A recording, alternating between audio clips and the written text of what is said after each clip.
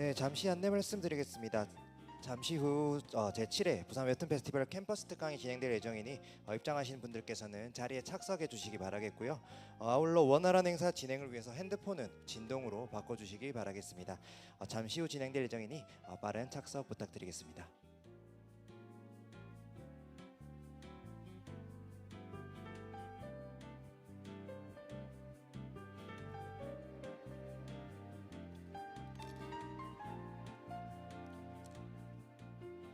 네, 안녕하세요. 제7회 부산 웹툰 페스티벌 캠퍼스 특강 진행을 맡은 곽다솔이라고 합니다. 부산 웹툰 페스티벌이 1차가 시작이 되었습니다. 어제 브로맨 쇼와 컨퍼런스 통해서 다양한 즐거움을 무대에서 선배였다고 생각이 되고요. 그리고 무대 밖에서도 1층에서 5층까지 캐리커처나 웹툰 장비 그리고 웹툰 전시 등을 다양하게 이렇게 마련해서 준비를 하고 있습니다. 1차 프로그램들을 놓치셨더라도 아쉬워 마시고 오늘부터라도 알차고 재미있는 시간 보내시길 바랍니다. 그럼 오늘의 첫 번째 시간입니다. 바로 웹툰 캠퍼스 특강인데요. 저명하신 두 분의 연사분들을 모시고 유익한 시간을 제공하고자 합니다. 네, 첫 번째 특강에는 웹툰 산업의 현재와 미래라는 주제로 한국 웹툰 산업협회 서범강 회장님께서 특강을 준비를 해주셨는데요. 큰 박수로 맞이해 주시기 바랍니다.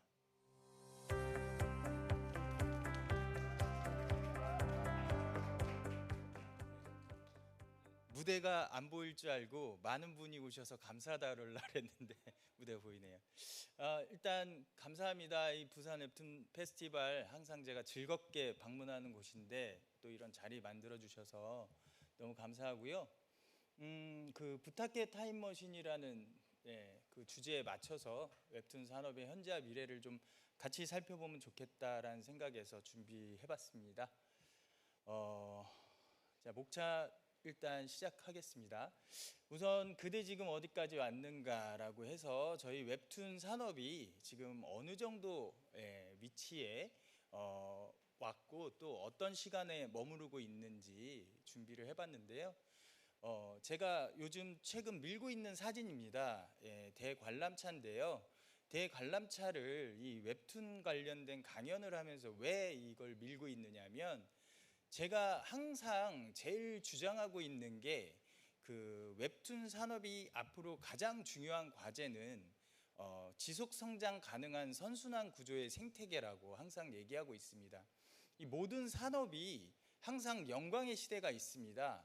그러니까 뭐 저희뿐만 아니라 게임도 그렇고요, 애니메이션도 그렇고, 영화, 드라마, 뭐 웹소설, 그 외에 어떤 산업이든 간에 무조건 이 영광의 시대는 온다고 생각합니다. 다만 먼저 왔다 지나간 곳이 있을 거고요. 저희처럼 지금 현재 머무르고 있는 곳이 있을 거고, 지금까지는 없었지만 앞으로 또 영광의 시대가 오는 그런 산업이 있을 거라고 생각하는데, 중요한 건 영광의 시대가 오는 것이 중요한 게 아니라 그것이 왔을 때 제대로 잘 잡아서 지속 성장하는 선순환 구조를 만드는 게 가장 중요하다, 그렇게 생각을 하거든요. 그렇게 봤을 때 저는 이 대관람차가 그 의미하고 가장 부합되는 이미지라고 생각을 합니다. 왜냐하면 이 대관람차는 계속 지속적으로 이 회전을 하지 않습니까? 이 회전하는 것 자체가 저는 선순환이라고 생각을 하고요. 그것이 멈추지 않는 한 우리가 지속 성장할 수 있는 구조를 가져가는 것이라고 생각을 합니다. 그러면 이 지속 성장과 선순환이라는 이 키워드를 가져가기 위해서 가장 중요한 건 뭐냐면 전 멀리 봐야 한다고 생각하거든요. 기본적으로 눈앞에 가벼운 단기적인 어떤 성과뿐만 아니라 조금 더 중장기적인 목표를 가지고 우리가 성과들을 만들어 가야 한다고 생각을 하는데, 그런 의미에서 이 대관람차는 우선 멀리 먼 풍경에 있는 곳들을 보기 위한 목적으로 타잖아요. 그래서 그런 의미에서도 굉장히 잘 부합이 된다고 생각을 하고요. 두 번째로는 저는 이런 어떤 그 먼 풍경을 바라보는 데 있어서 예를 들면 뭐 기업이라든지 아니면 작가분들이라든지 어떤 누군가만 독자적으로 움직여서는 안 된다고 생각합니다. 그렇기 때문에 상생이 굉장히 중요한데, 대관람차 혼자 타는 경우 있겠지만 그렇게 많지 않잖아요. 누군가 함께 먼 풍경을 바라보며 대화를 나누기 위해서 타는 게 대관람차라고 생각합니다. 그래서 우리가 이 대관람차에 대한 이미지를 잘 떠올리면서 앞으로 지속 성장 가능한 선순환 구조의 생태계를 위해서 좀 앞으로 나아가는 것이 굉장히 좀 중요하다. 그리고 먼 풍경을 함께 바라보는 것이 우리에겐 필요한 시기가 왔다. 그렇게 말씀드리고 싶습니다. 웹툰 당신은 얼마나 알고 계십니까? 라는 내용을 좀 붙여봤는데요. 이유가 뭐냐면 지금 이제 저희는 웹툰 산업이라는 시대를 살아가고 있습니다. 물론 이 웹툰 산업이라는 것이 존재하는 동시에 만화라는 것이 존재합니다.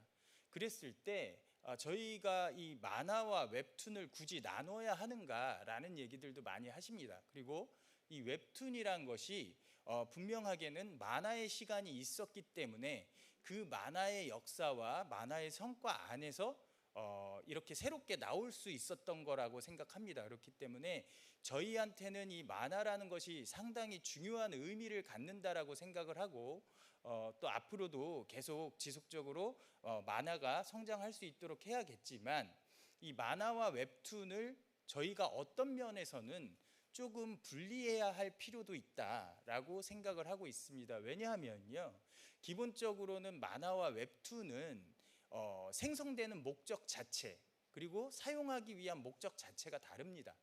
그렇기 때문에 일단 생성되거나 사용되는 목적이 달라지는 순간 굉장히 서로 다른 결과, 다른 의미를 갖게 되거든요. 그래서 우리가 이 웹툰 산업에 대해서 어떤 정책적으로나 아니면 여러 가지 사업적인 측면에서 산업을 발전시키기 위해서 어떤 전략을 세울 때 만화와 웹툰을 혼재해서 생각을 하다 보면 제대로 된 명확한 결론을 내거나 명확한 전략을 내기가 힘들다는 것입니다. 그렇기 때문에 우리는 반드시 만화와 웹툰을 함께 가되 기본적으로 이 개념에 있어서는 좀 분리해서 생각할 수 있어야 되겠다라고 생각을 하고요. 또 두 번째 중요한 점 중에 하나는 바로 이 웹툰에 대한 부분에 있어서 출판이냐 아니냐라는 부분들을 규정할 때 이 만화와 웹툰이 좀 분리가 될 필요가 있습니다. 지금은 계속해서 저희가 이 출판 쪽에서 이 웹툰에 대한 어떤 그 매출이나 여러 가지 부분들을 같이 통합해서 이 통계를 내고 있죠. 출판 쪽에서는 계속 웹툰을 출판에 묶어서 생각을 하고 있습니다. 근데 저희가 생각할 때는 웹툰은 분명하게 출판과는 다른 독립적인 산업, 웹툰 산업이라고 생각하기 때문에 출판에서는 반드시 분리가 되어야 한다고 생각하고 있고요.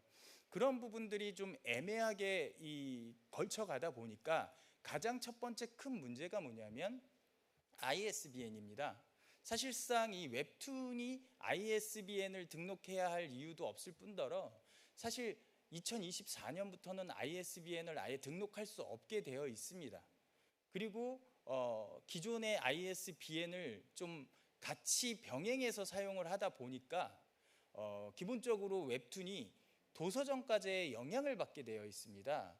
사실 이 오프라인 유통에서의 어떤 도서의 어떤 그 좀 선순환 뭐 이런 부분들을 위해서 만들어낸 도서점까지는 나름대로 출판 산업에 있어서는 좋은 의미를 갖고 있고 또 좋은 작용을 할 수도 있겠지만 사실 온라인 서비스에서의 어떤 웹툰에 대한 어떤 산업 구조에 이 도서점까지를 적용을 하게 되면 상당히 이 좀 모순적인 상황들이 굉장히 많이 발생이 됩니다.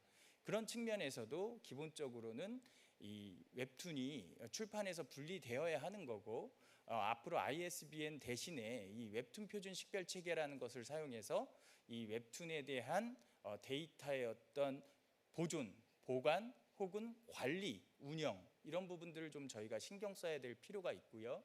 또 더 나아가서는 저희가 항상 몸살을 앓고 있는 불법 복제라든지 저작권에 대한 부분들도 웹툰 표준 식별 체계가 반드시 해결되어야 하기 때문에 반드시 만들어져야 하기 때문에 저희가 기존의 어떤 이 출판과의 어떤 분리를 통해서 명확하게 이 웹툰에 대한 웹툰 산업에 대한 필요한 정책과 여러 가지 사업적인 측면들을 고려해야 되지 않을까 생각을 합니다. 그렇다면 이 출판으로서의 만화와 이 온라인 디지털 콘텐츠 웹툰의 차이는 어디에 있을까요? 기본적으로 목적이 중요하다고 말씀을 드렸는데요. 말 그대로 이 만화는 이 출판을 목적으로, 종이에 인쇄돼서 출판을 목적으로 만들어지는 것이고요. 웹툰은 아무래도 온라인 서비스, 이 디지털 환경에서의 모바일을 통한 온라인 서비스를 위한 디지털 콘텐츠입니다. 즉 데이터로 형성되어 있다는 거죠. 그렇기 때문에 가장 그 눈에 띄는 구분을 하자면, 일단 만화는 형태가 있습니다. 여러분들이 보는 이 매거진이 됐던 아니면 단행본이 됐던 기본적으로 만화는 형태가 있죠. 하지만 웹툰은 형태가 없습니다. 무형의 존재죠. 여러분들이 이 모바일을 통해서 본다고 해서 그것이 웹툰의 형태가 되지는 않습니다. 그렇기 때문에 기본적으로 형태가 있다와 없다, 그리고 만질 수 있다와 없다, 뭐 이런 부분으로 저희가 생각할 수가 있겠고요. 아까 말씀드렸던 것처럼 가장 중요한 건 목적에 있다라는 점, 그리고 이 웹툰을 저희가 이제 디지털 콘텐츠라고 얘기를 하는데요. 디지털 콘텐츠인 점이 굉장히 중요한 의미를 갖고 있습니다. 웹툰은 기본적으로 대한민국의 신개념 콘텐츠입니다. 그래서 저희가 대한민국이 웹툰의 종주국이라는 얘기를 많이 하지 않습니까? 저는 이건 굉장히 중요한 의미를 갖는다고 생각합니다. 그렇기 때문에 앞으로 대한민국이 웹툰 종주국으로서 이 신개념 콘텐츠를 계속 지속적으로 발전시켜 나가야 할 필요가 있는데, 아까 말씀드렸던 것처럼 기본적으로 이 어떤 웹툰이 세상에 나오고 있고 또 유통되고 있고, 아니면 이 연재가 끝나서 내려왔는지, 아니면은 어느 쪽으로 또 서비스가 되고 있으며 얼마나 많이 확산이 되고 있는지, 또 어떤 작품들이 사라지고 있는지, 이런 부분들에 대한 정보를 전혀 알 수가 없습니다. 지금 이 시간에도 많은 작품들이 나오고 있고 사실상 많은 작품들이 내려오거나 사라지고 있습니다. 그런데 그런 것들에 대한 것들이 전혀 보존되지 않고 있습니다. 그리고 전혀 그 정보를 알 수가 없습니다. 그렇기 때문에 하루빨리 저희가 웹툰 표준 식별 체계를 준비해야 된다, 이 점을 말씀드리고 싶습니다. 웹툰의 경쟁력은 병아리 걸음마 수준이다. 전 이렇게 말하고 다니거든요. 제가 이제 웹툰 산업을 좀 더 알리고 활발하게 장려를 해야 되는 그 상황에서 이 웹툰에 대한 부분들을 조금 더 자랑하고 다녀야 되는데, 왜 병아리 걸음마 수준이라고 얘기를 하고 다니느냐? 사실 전 그렇습니다. 병아리 걸음마 수준임에도 불구하고 저희 웹툰이 만들어내고 있는 성과는 굉장히 큽니다. 그리고 굉장히 가파르게 성장을 해왔죠.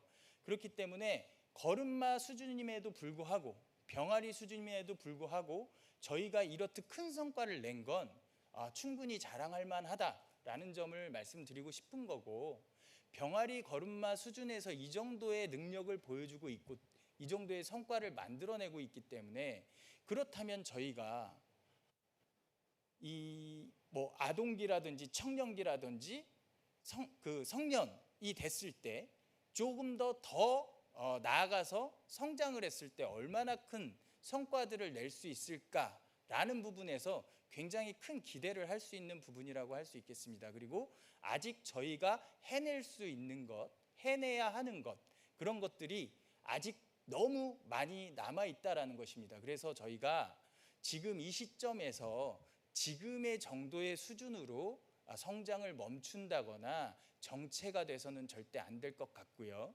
앞으로 더 큰 병아리를 넘어선 더 큰 성장들을 만들어가기 위해서도 저희는 지속 성장 가능한 선순환 구조의 생태계를 향해서 나가야 한다라고 생각을 합니다.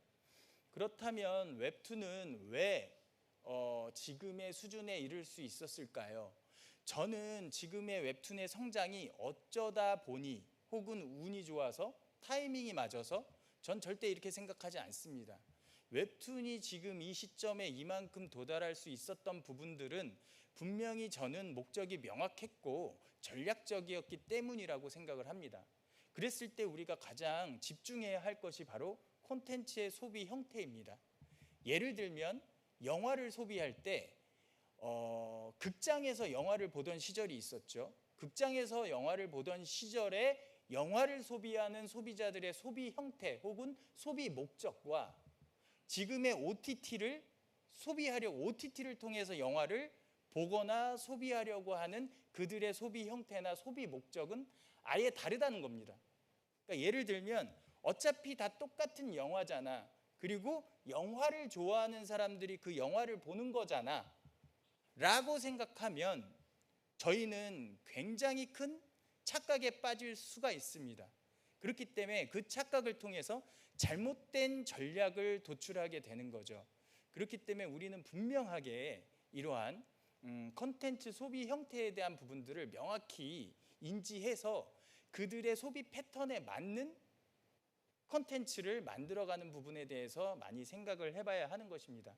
그랬을 때 우리는 이 디지털 환경이라는 어떤 새로운 환경과 그리고 모바일을 이용한 이 모바일에서의 어떤 소비자들의 소비 형태, 조금 더 빠르고 짧게 목적 없이 언제 어디서나 쉽고 빠르고 편하게 컨텐츠를 사용하고자 하는 대상들을 목적으로 할 때 이 웹툰이 사실상 가장 많은 조건들을 만족시켜주고 충족시켜줬기 때문에 사실상 지금의 성과들을 만들어낼 수 있었다.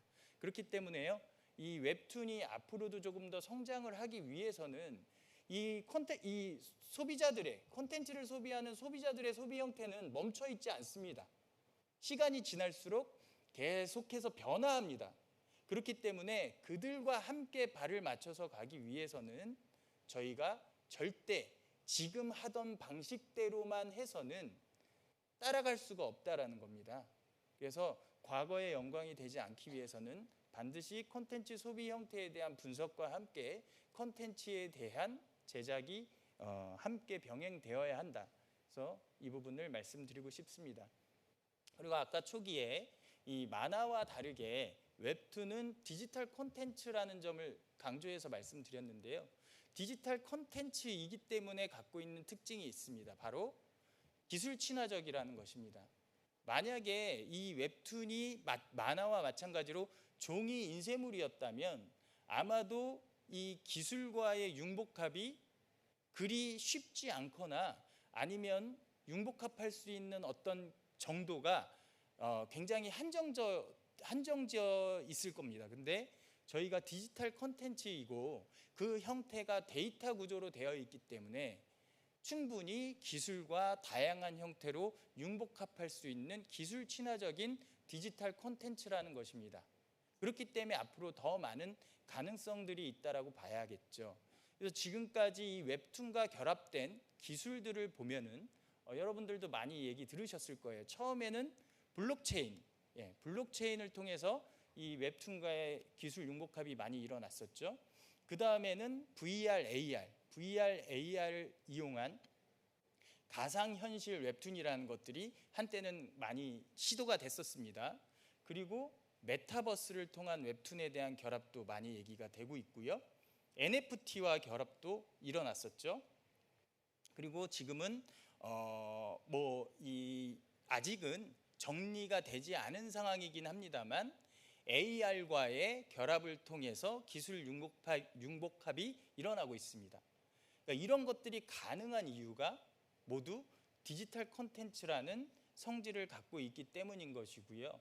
아마 이런 특징을 갖고 있는 한 지금 말씀드린 기술 이외에도 더 많은 기술들과의 다양한 융복합이 일어날 수 있는 가능성들을 갖고 있고 우리는 그런 점들을 미리 예측해서 준비하면 훨씬 더 좋은 성과를 가질 수 있지 않을까라는 생각도 합니다.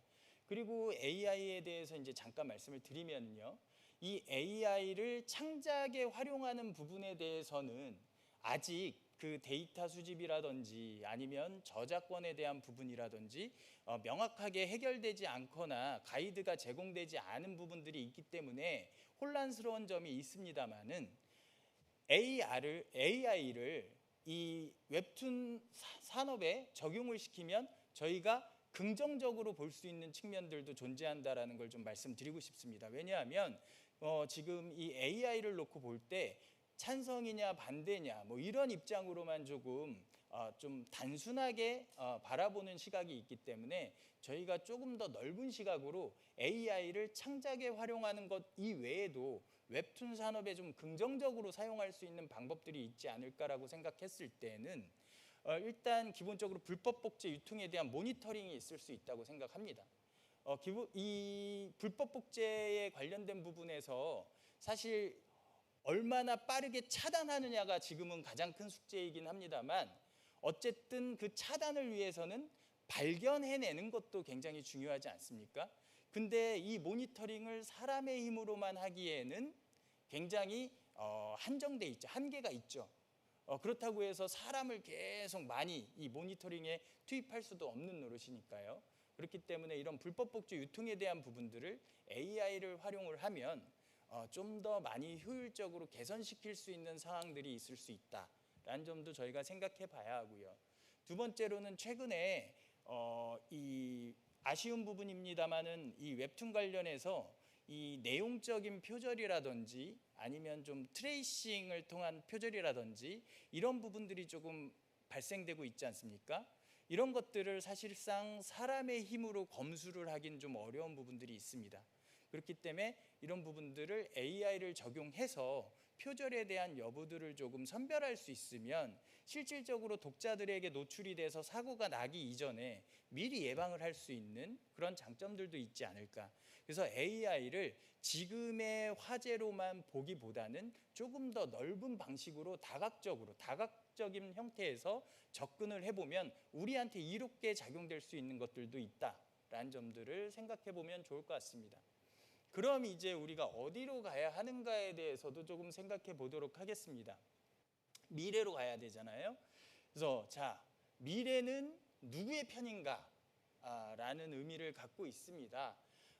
사실 저희 지금 웹툰 산업 지금까지 굉장히 많이 칭찬을 받아왔습니다. 그리고 성과에 대해서도 굉장히 많이 박수를 받아왔는데 사실상 지금 웹툰 산업에 대해서 그냥 좋게만 얘기하기는 어려운 때가 도달하지 않았나라고 생각합니다. 그래서 여러 군데에서 사실 미처 예방하지 못한 부분에 대한 그 부작용들이 조금 나타나고 있는 시기이기도 합니다. 그렇다면 이 부작용들은 우리한테 지금 굉장히 심각한 문제냐? 심각하게 바라봐야 할 필요는 있을 것 같습니다. 이거를 아무렇지도 않게 생각했을 경우에 미래는 우리 편이 아닐 수 있기 때문이죠. 그렇다면 어떻게 하면 우리한테 미래에 우리 편이 되도록 할 수 있을 것인가? 그럼 제가 지금 얘기하고 있는 것에 대한 심각한 문제성은 무엇인가? 사실 저희가 지금 이 웹툰들이 굉장히 이제 많이 활성화됐는데 기본적으로는 사실 우리끼리의 무대였다라고 생각합니다. 즉, 이 대한민국 안에서든 아니면 해외로 진출을 하는 상황에서든 기본적으로는 모든 무대가 이 대한민국 선수들로 만들어진 상황이었다라는 거죠.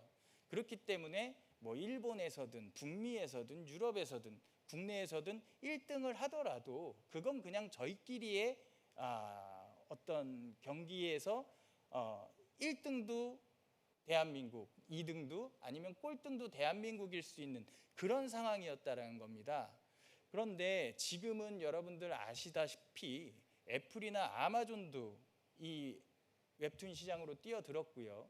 저희가 지금 알고 있고 예측하고 전망하고 있는 상황으로 봤을 때에는 해외의 큰 선수들 그리고 강력한 선수들 이거는 이제 비단 애플과 아마존 같은 기업뿐만 아니라 작가들도 마찬가지입니다.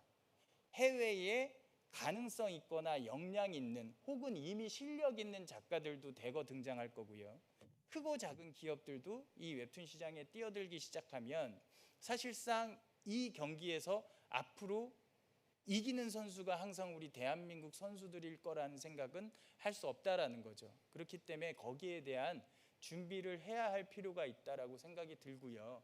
그러기 위해서 저희가 가장 좀 중요하게 생각하는 거 제가 100번, 1000번 얘기하고 다녀도 부족하지 않을 것 같아서 항상 얘기하고 다니는 게 있습니다. 지금 웹툰 산업이 사실 과거부터 문제가 될 거라고 얘기를 했고 실질적으로 문제로 부각되고 있는 것 중에 하나가 장르 편중입니다.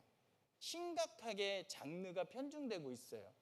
그래서 아무리 우리나라 민족이 떡볶이를 좋아한다고 해도 떡볶이를 짜장 떡볶이, 카레 떡볶이, 간장 떡볶이, 국물 떡볶이 뭐 이 떡볶이 종류로만 계속 베리에이션 한다고 해서 이 떡볶이가 계속 맛있게 느껴지진 않잖아요.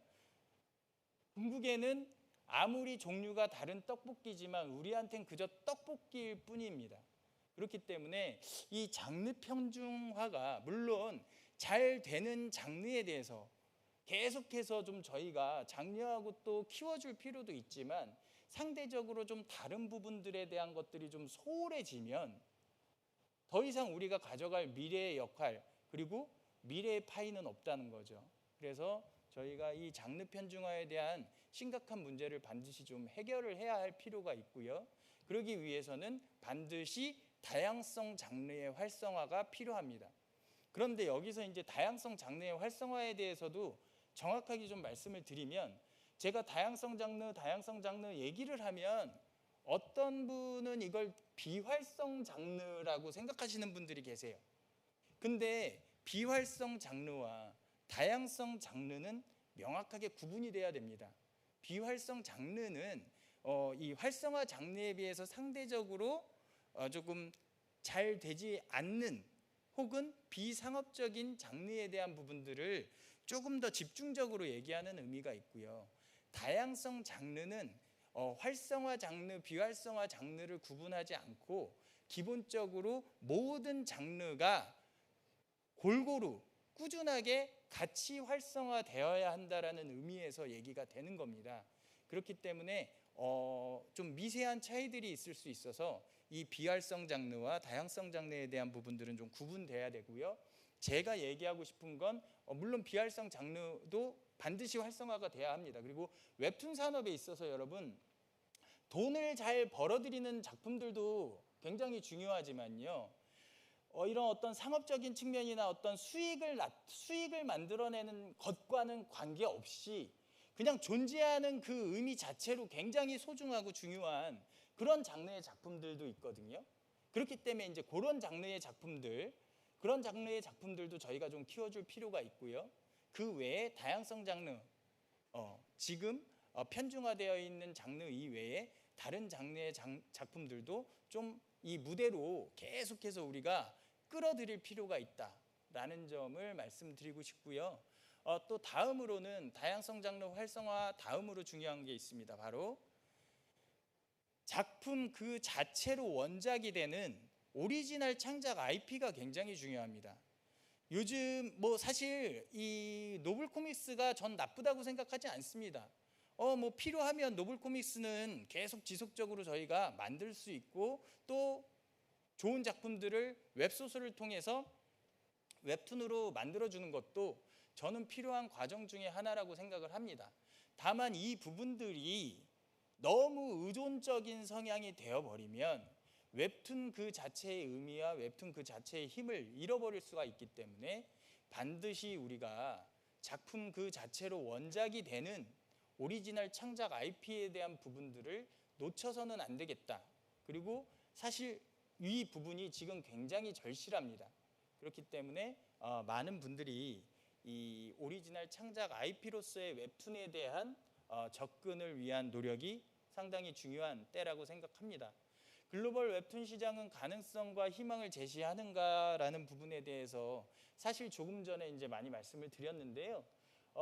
우선 기본적으로 웹툰이 이 대한민국 안에서만 뛰어놀 수 없습니다. 그렇기 때문에 기본적으로는 무조건 저희는 해외로 나가야 됩니다. 해외로 나가야 하는 상황이고요. 그렇기 때문에 지금 글로벌 웹툰 산업의 시대라고 얘기를 하고 있는데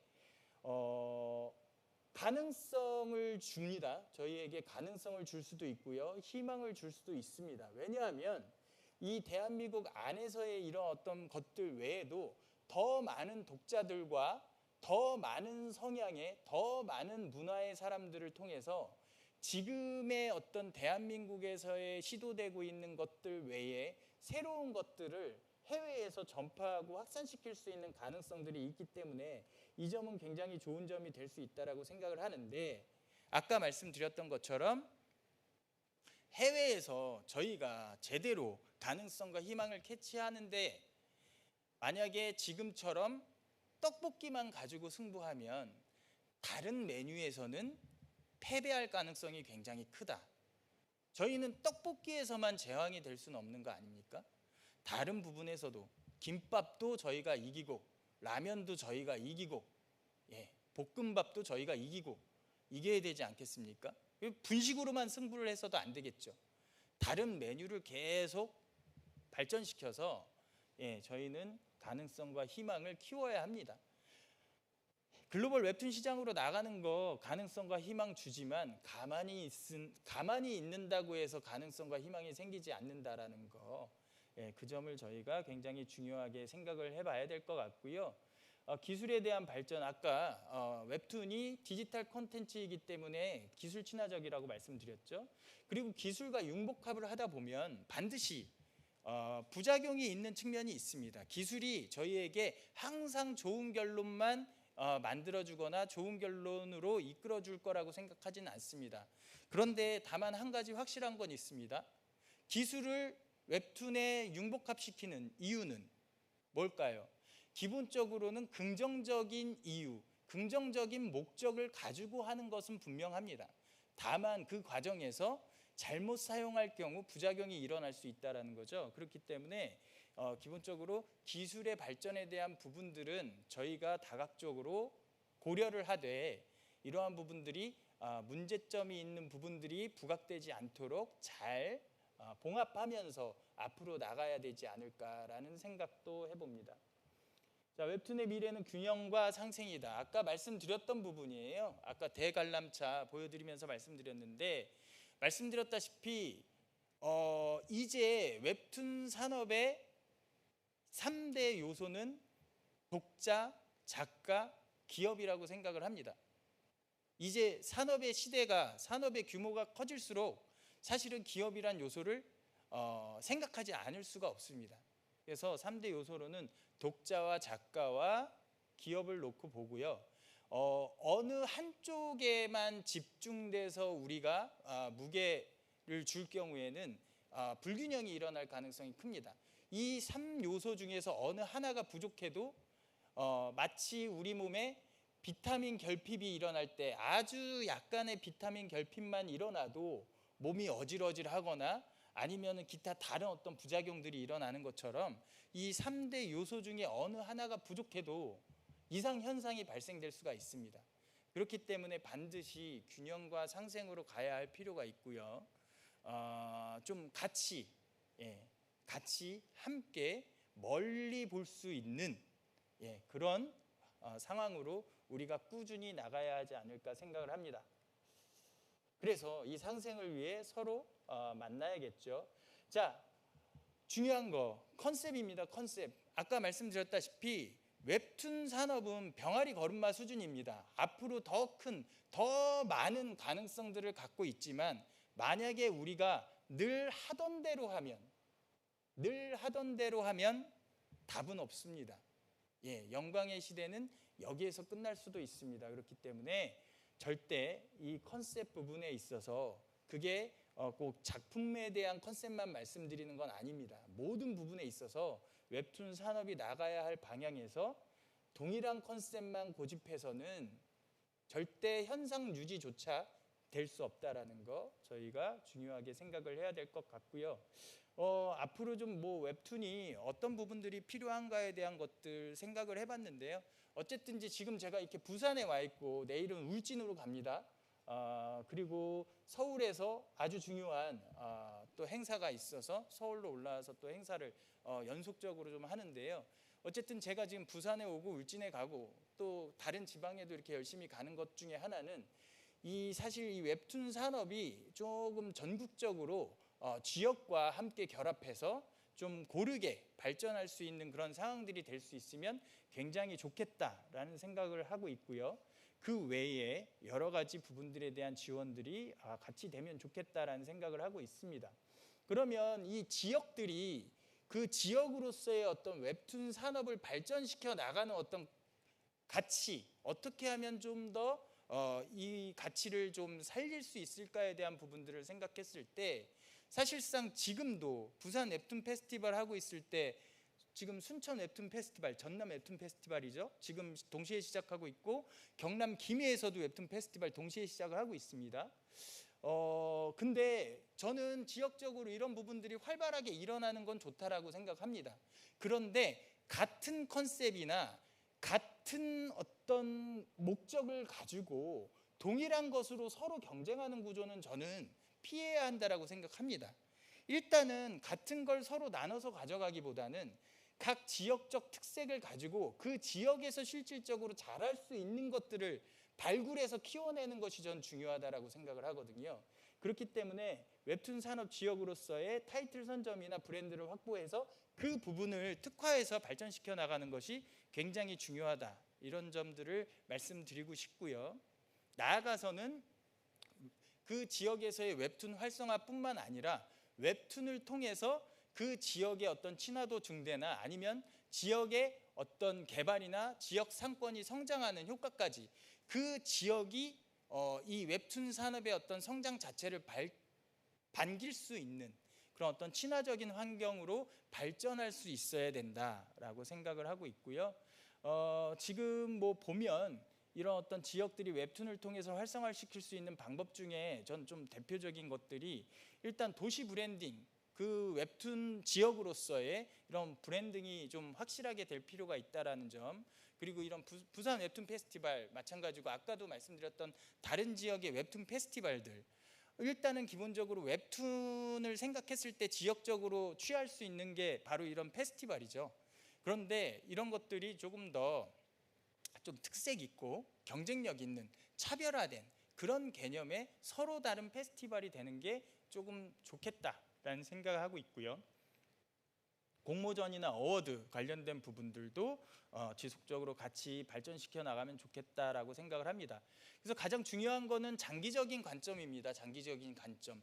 저희가 너무 단기적인 관점에만 매몰되다 보면 지금 당장의 성과에만 목이 마르고 지금 당장 일어나지 않는 성과들에 대해서 굉장히 쉽게 포기하게 될 가능성이 많습니다. 그래서 짧게는 단기적인 성과를 통해서 만족도를 키워나가되 가능성을 유지하되 기본적으로는 장기적인 관점으로 가지 않으면 안 된다. 이 점을 전 중요하게 생각하고 있고요.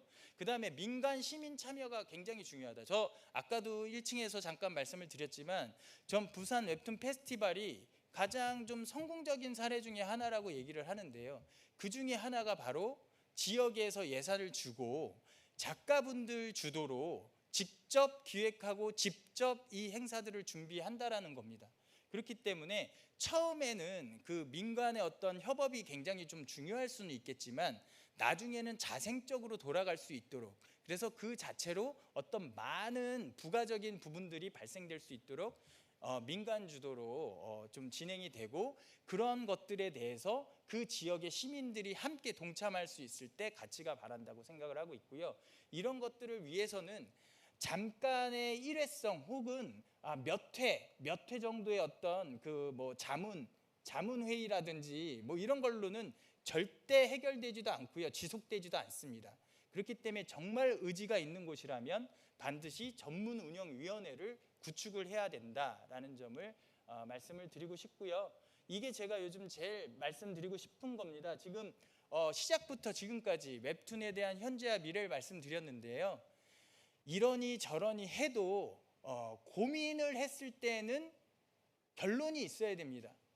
고민만 가지고는 아무것도 해결이 되지 않습니다. 고민이 있으면 그 고민을 그럼 어떻게 해결하지? 라는 해결에 대한 실행 방안이 있어야 됩니다. 근데 또 어떻게 실행 방안까지는 끌어옵니다. 근데 실행 방안만 가지고 있으면 그게 저절로 해결되는 게 아니기 때문에 반드시 실행까지 도달해야 답이 나온다는 거. 그렇기 때문에 이제부터는 웹툰이 지속 성장 가능한 선순환 구조의 생태계를 가져가기 위해선 실행이 답이다 라는 점을 강조하며 오늘 시간 마무리하도록 하겠습니다. 들어주셔서 감사하고요. 혹시 뭐 질문을 잠깐 들을 수 있는 시간이 되나요? 네. 그러면 짧게 뭐 질문 잠깐. 예.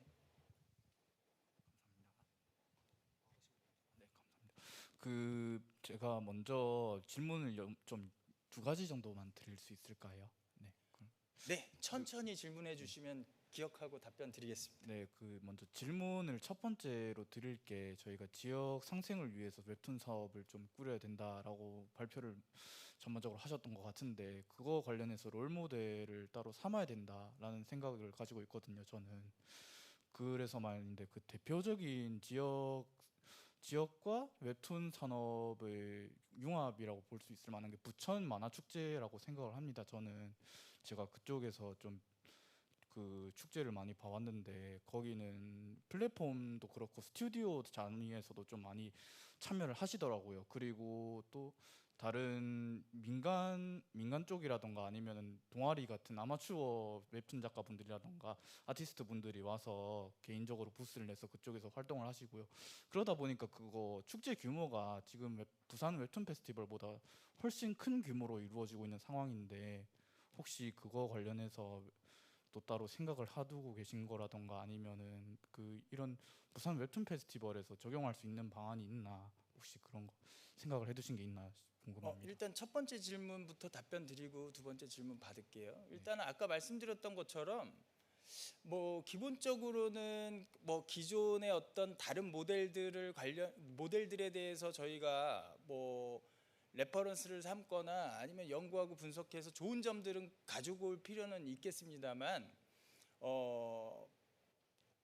아까 말씀드렸다시피 지역적인 특색을 가져가는 게 전 중요하다라고 생각을 하거든요. 그러니까 예를 들면 부천은 부천만이 가져갈 수 있는 그들의 구조가 있고 그들의 환경이 있기 때문에 부천은 부천만의 색깔을 가지고 그들이 할 수 있는 형태의 페스티벌을 하면 되는 겁니다. 그리고 부산도 마찬가지예요.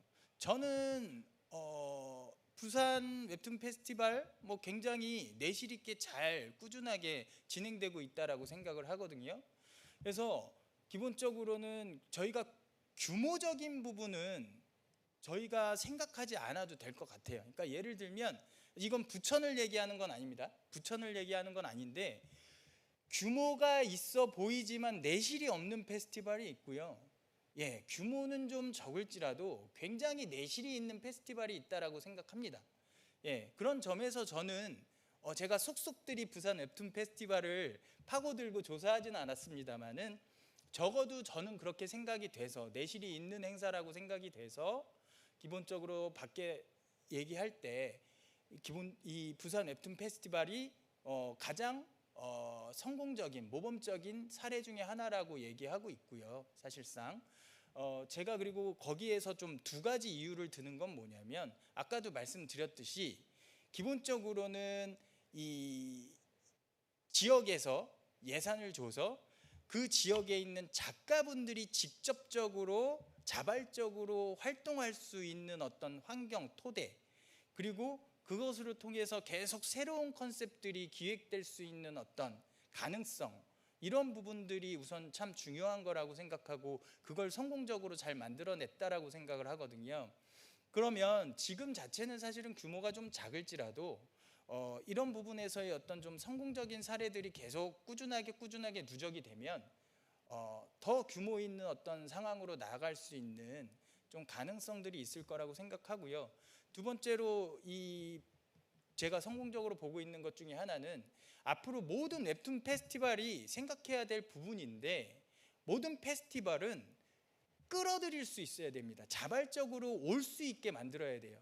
그러니까 뭐 초청을 한다든지 아니면은 뭐 이렇게 억지로 뭔가 이벤트를 만들어서 사람들을 막 모객한다든지 끌어온다든지 그게 아니라 그냥 그 행사가 있을 때 자연스럽게 그 행사에 자발적으로 내 돈을 쓰더라도 가서 머무르고 싶게 만들어줘야 된다라고 생각하거든요.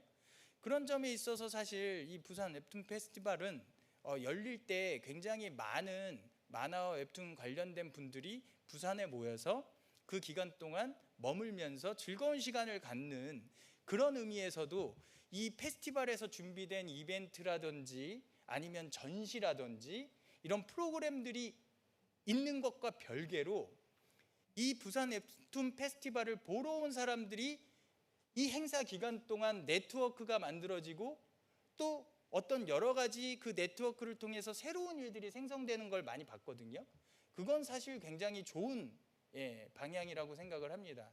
그래서 앞으로 뭐 좀 더 많은 부분들을 생각할 필요는 있겠지만 먼저 중요한 건 일단 좋은 점들은 저희가 받아오되 기본적으로는 똑같이 될 필요는 없다. 그래서 그 지역만의 특색 있는 페스티벌 그리고 차별화된 페스티벌을 만드는 게 중요하고 우선은 규모보다는 내실이 더 중요하다.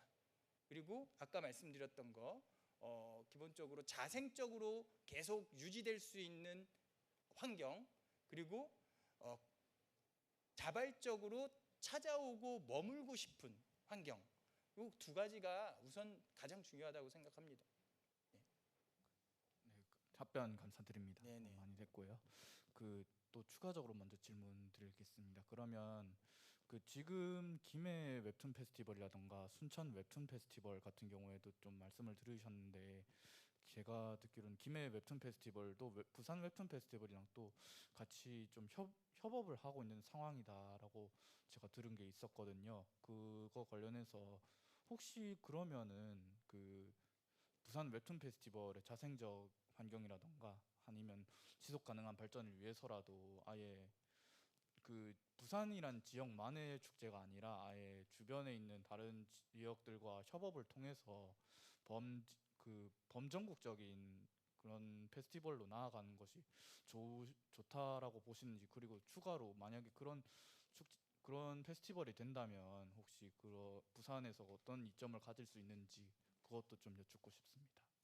뭐 일단은 뭐 협업 관련해서는 가장 중요한 거는 그건 같습니다. 일정 조율.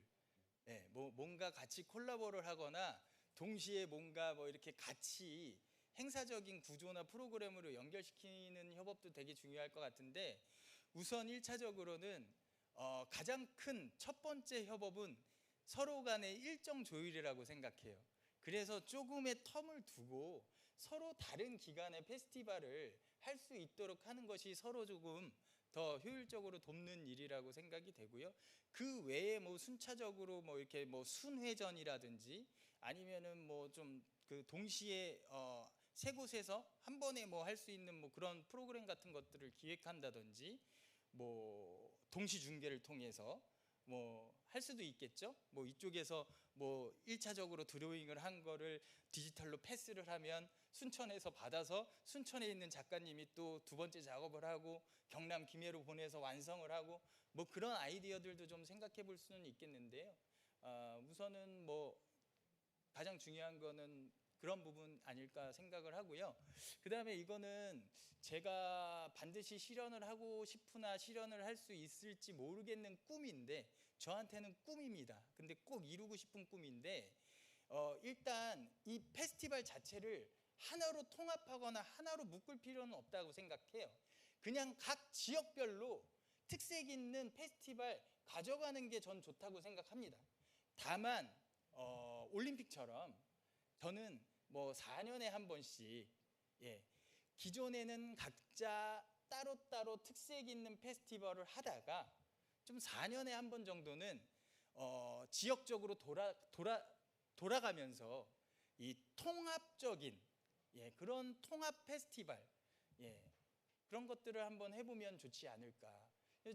제가 항상 머릿속에 떠올리는 거는 뭐 지금 부산 웹툰 페스티벌 분들이 들어오고 있습니다. 그러면 이렇게 빠바바바바 하면서 이렇게 손을 들고 다음 순천 웹툰 페스티벌 분들 들어오고 계십니다. 뭐 이런 거.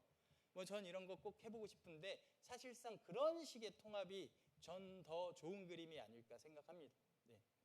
제가 생각하던 것도 그 방금 말씀해 주신 거랑 그 지금 부산에서 열리고 있는 지스타 같은 거 있잖아요. 그런 식의 산업을 바랬었거든요. 그 최근에 일산에서 열린 경기도 웹툰 페어 같은 경우에도 그런 식이었다고 제가 들은 바가 있는데 만약에 부산에서라던가 그런 게 있었으면 정말 좋지 않을까 싶었습니다. 답변 네, 감사드립니다. 감사합니다. 네. 질문 뭐 딱 한 분만 받고 그럼 마무리 짓겠습니다. 네, 저는 애니메이션 만드는 이수원입니다. 특강 잘 들었고요.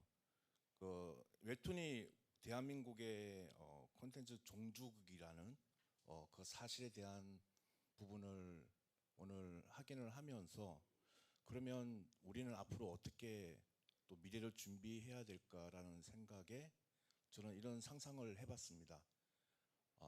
우리나라를 대표하는 종주국 그 스포츠가 태권도가 있어요. 태권도가 그동안 많은 산업을 일으키고 올림픽에서 정식 종목이 되는 과정 많은 시간이 필요했고 지금 웹툰이 뿅아리 단계면 그 주어진 시간들은 앞으로 많아질 텐데 제가 애니메이션 종사하면서 뭐 칸이나 아니면 안시 같은 데 가면 좋은 추억이 많아요.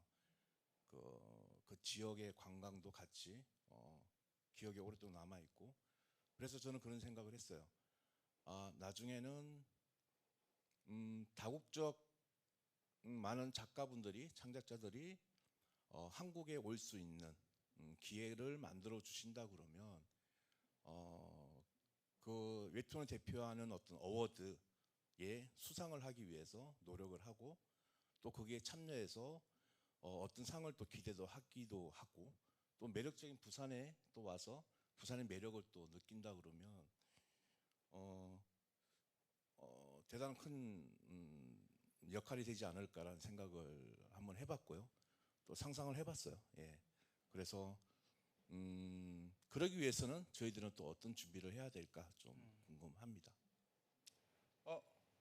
일단 굉장히 핵심적인 부분 두 가지를 좀 짚어주셨어요. 제가 지금 웹툰 산업이 병아리 걸음마 수준이다. 그렇기 때문에 앞으로 더 갈 수 있는 어떤 시간, 우리가 만날 수 있는 기대와 성과들이 훨씬 더 크게 많이 남아있다라고 말씀을 드렸습니다마는 우리 마왕 신해철님의 노래처럼 굿바이 알리처럼 병아리에서 이별을 구하는 경우도 있어요. 그렇기 때문에 저희가 그냥 병아리니까 이제 앞으로 당연히 더 커지고 더 잘 되겠지라고만 생각하면 안 된다고 생각을 하고요. 말씀하셨듯이 저희가 대한민국 웹툰 종주국으로서 이 성장하기 위해서 굉장히 중요한 두 가지가 저는 글로벌 웹툰 페스티벌과 글로벌 웹툰 어워드라고 생각합니다. 이거를 반드시 저희가 준비를 해야 한다고 생각해요. 오늘 제 그 페이스북 타임라인을 보신 분이 계신지 모르겠지만 제가 기차를 타고 오면서 웹툰 인피니트 어워드라는 제안서를 쓰면서 왔거든요. 그래서 그 웹툰 글로벌 어워드를 반드시 좀 만들어내겠다라는 생각을 지금 하고 있습니다. 그래서 죄송스러운 얘기지만 지금 저희는 대한민국이 웹툰 종주국이지만 제대로 된 글로벌 웹툰 페스티벌 없습니다. 그 중에서 그 중에서 괜찮은 웹툰 페스티벌이 있는 거지 정말 우리나라를 대표할 수 있는 대한민국 글로벌 웹툰 페스티벌은 아쉽지만 전 없다라고 판단하고 있고요. 지금 현재 대한민국을 대표하는 웹툰 글로벌 어워드도 없다고 생각합니다. 그래서 반드시 그들만의 리그, 그들만의 잔치가 아닌 페스티벌과 어워드가 되어야 할 필요가 있다라고 생각을 하고요. 이 페스티벌 관련해서 되게 슬픈 거, 이게 저는 정확한 정보를 모르기 때문에 혼자 슬픈 건지는 모르겠습니다만은 제가 문체부 분들에게 직접 얘기했었거든요. 지난주에 회의 가서 참 되게 감사한 일이에요. 그 한콘진도 그렇고 만진원도 그렇고 지원 사업을 통해서 저희가 해외의 어떤 그 만화나 웹툰 전시나 페스티벌이 있으면 나라 돈으로 지원을 해서 그 행사에 갈 수 있게 보내주잖아요. 이거 되게 감사한 일이잖아요. 근데 좀 역으로 생각을 해보면 그러면 해외에서 그 나라 정부가 혹은 그 나라의 지역이 본인들의 돈을 줘서 지원을 해서 보내주는 대한민국 행사가 있나? 제가 아무리 머리를 굴려봐도 제 범위 안에서는 생각이 안 나더라고요. 그래서 이거 좀 되게 아쉽다. 그리고 만약에 지원 사업에 떨어지잖아요. 그러면 지원 사업에 떨어진 걸로 포기하지 않고 돈 들여서 자비 들여서 갑니다. 몇백만 원 들여서 자비 들여서 가거든요. 그리고 몇 날 며칠 행사 기간 동안 머물다가 와요. 근데 우리나라에서 어떤 행사나 페스티벌이 있을 때 해외 분들 초청하지 않으면 안 오는 것 같아요. 초청된 경우에만 오시는 것 같더라고요. 그리고 일반 관광객들은 더더욱이 안 와요. 그래서 이거는 좀 우리가 많이 반성해야 될 일이다. 그렇기 때문에 앞으로 우리도 다른 지역, 다른 나라에서 돈을 주면서 한번 갔다 와봐 라고 지원해 줄 수 있는, 그리고 초청하지 않아도 나 한번 가보고 싶은데, 아니면 일반 관광객들조차도 야, 나 어디 그 뭐 좋은 여행지보다 나 차라리 그 행사 가서 행사 보고 올래 라고 할 수 있는 대한민국 웹툰 페스티벌이 지금 굉장히 절실하고 필요하다 생각을 하고 있고요. 두 번째로는 글로벌 웹툰 어워드입니다. 그래서 이 글로벌 웹툰 어워드를 통해서 조금 저는 상을 서로 주고 받았는데 준 사람, 받은 사람, 그리고 그 자리에 와서 박수 쳐준 사람 말고는 어떤 상을 누가 누구에게 줬는지 잘 모르는 경우가 많거든요. 전 그런 거 되게 속상한 일이라고 생각합니다. 상 받았으면 그 상으로 어떤 효과가 일어날 수 있어야 돼요.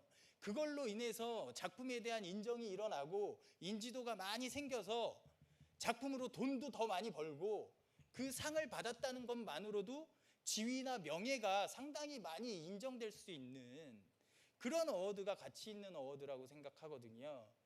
그리고 기본적으로는 그 어워드를 할 때 우리끼리만 모여서 하는 게 아니라 해외의 많은 경쟁자들, 해외의 많은 경쟁자들도 함께 뛰어들어서 함께 참여해서 같이 겨뤄보고 싶은 그런 어워드가 되어야 한다라고 생각을 합니다. 그래서 지금 그 웹툰 인피니트 어워드라는 나름대로의 이런 글로벌 어워드에 초석이 될 수 있을 만한 어워드를 지금 좀 준비를 하고 있고요. 사실 이 부분에 대해서 관심을 많이 갖고 계신 분들도 있습니다. 그래서 뭐 일단은 이런 것들을 저부터 그리고 저희부터 시작을 해서 계속 여러분들께 조금 함께 할 수 있도록 길을 좀 열어 나갈 계획입니다. 그래서 이런 것들이 반드시 필요하다.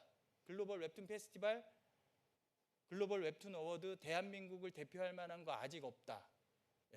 그냥 종주국일 뿐이다. 여기에 하나 더 웹툰 식별 체계조차도 없다. 그래서 저희가 요 세 가지 우리가 반드시 만들어내야 내일이 있다. 굿바이 얄리가 되지 않는 길입니다. 감사합니다.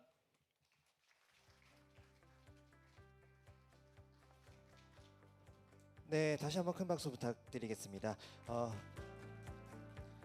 이어서 다음 연사분 또 만나보도록 하겠습니다. 인공지능과 웹툰의 상생, 챗 GPT 미드저니를 주제로 강동대학교 김한재 교수님을 모셔보도록 하겠습니다.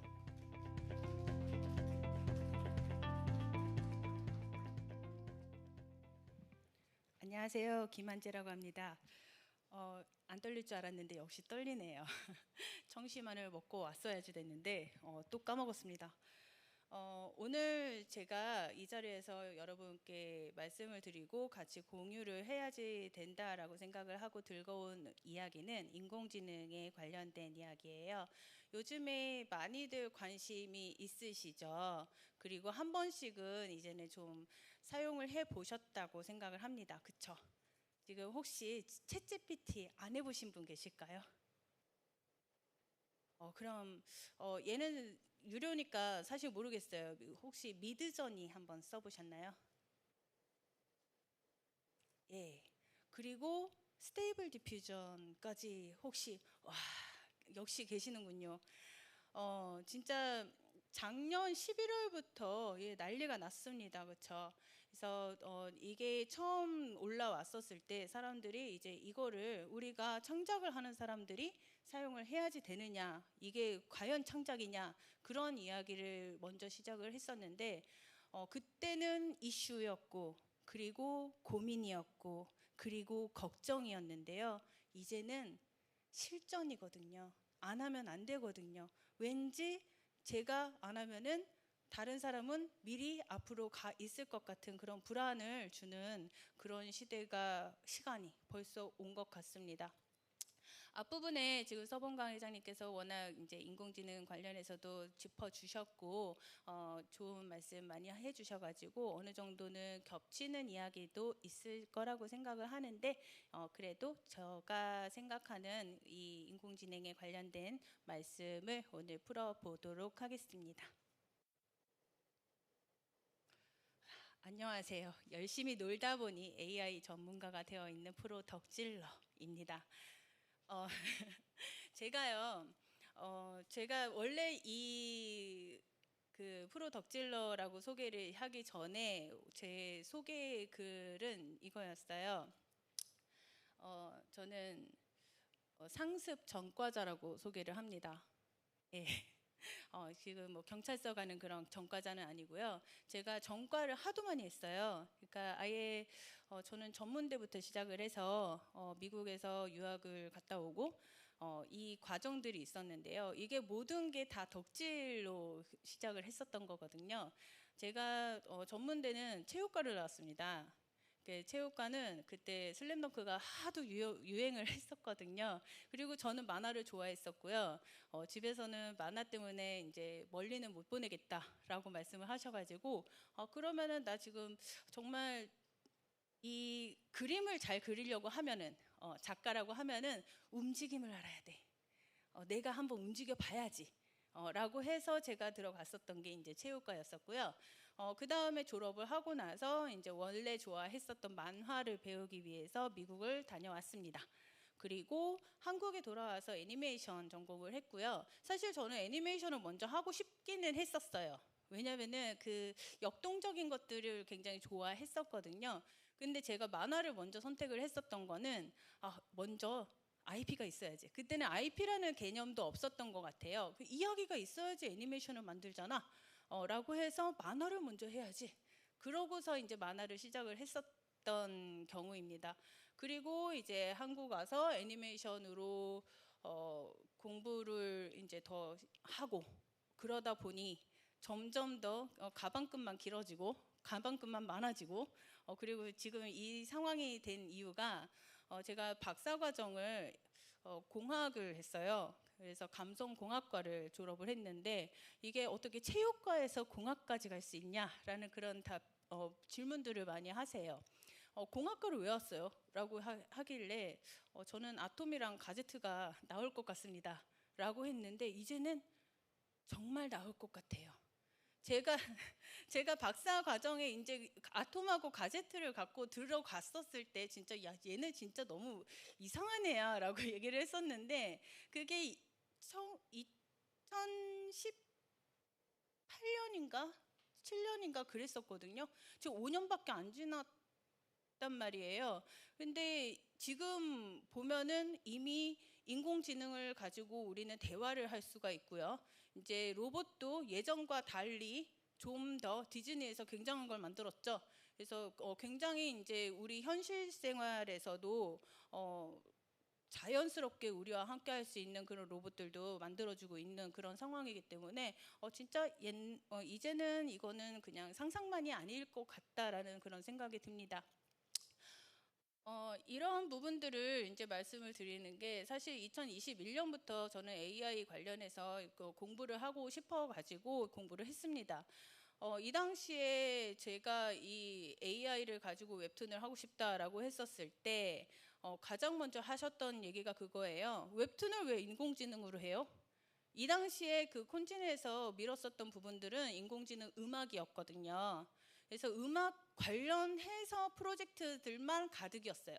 그 중에 유일한 게 저희 팀이었었는데 그때 이 웹툰을 왜 인공지능이 필요하느냐 그 이야기를 설득을 하기 위해서 굉장히 시간을 많이 들였었던 기억이 났거든요.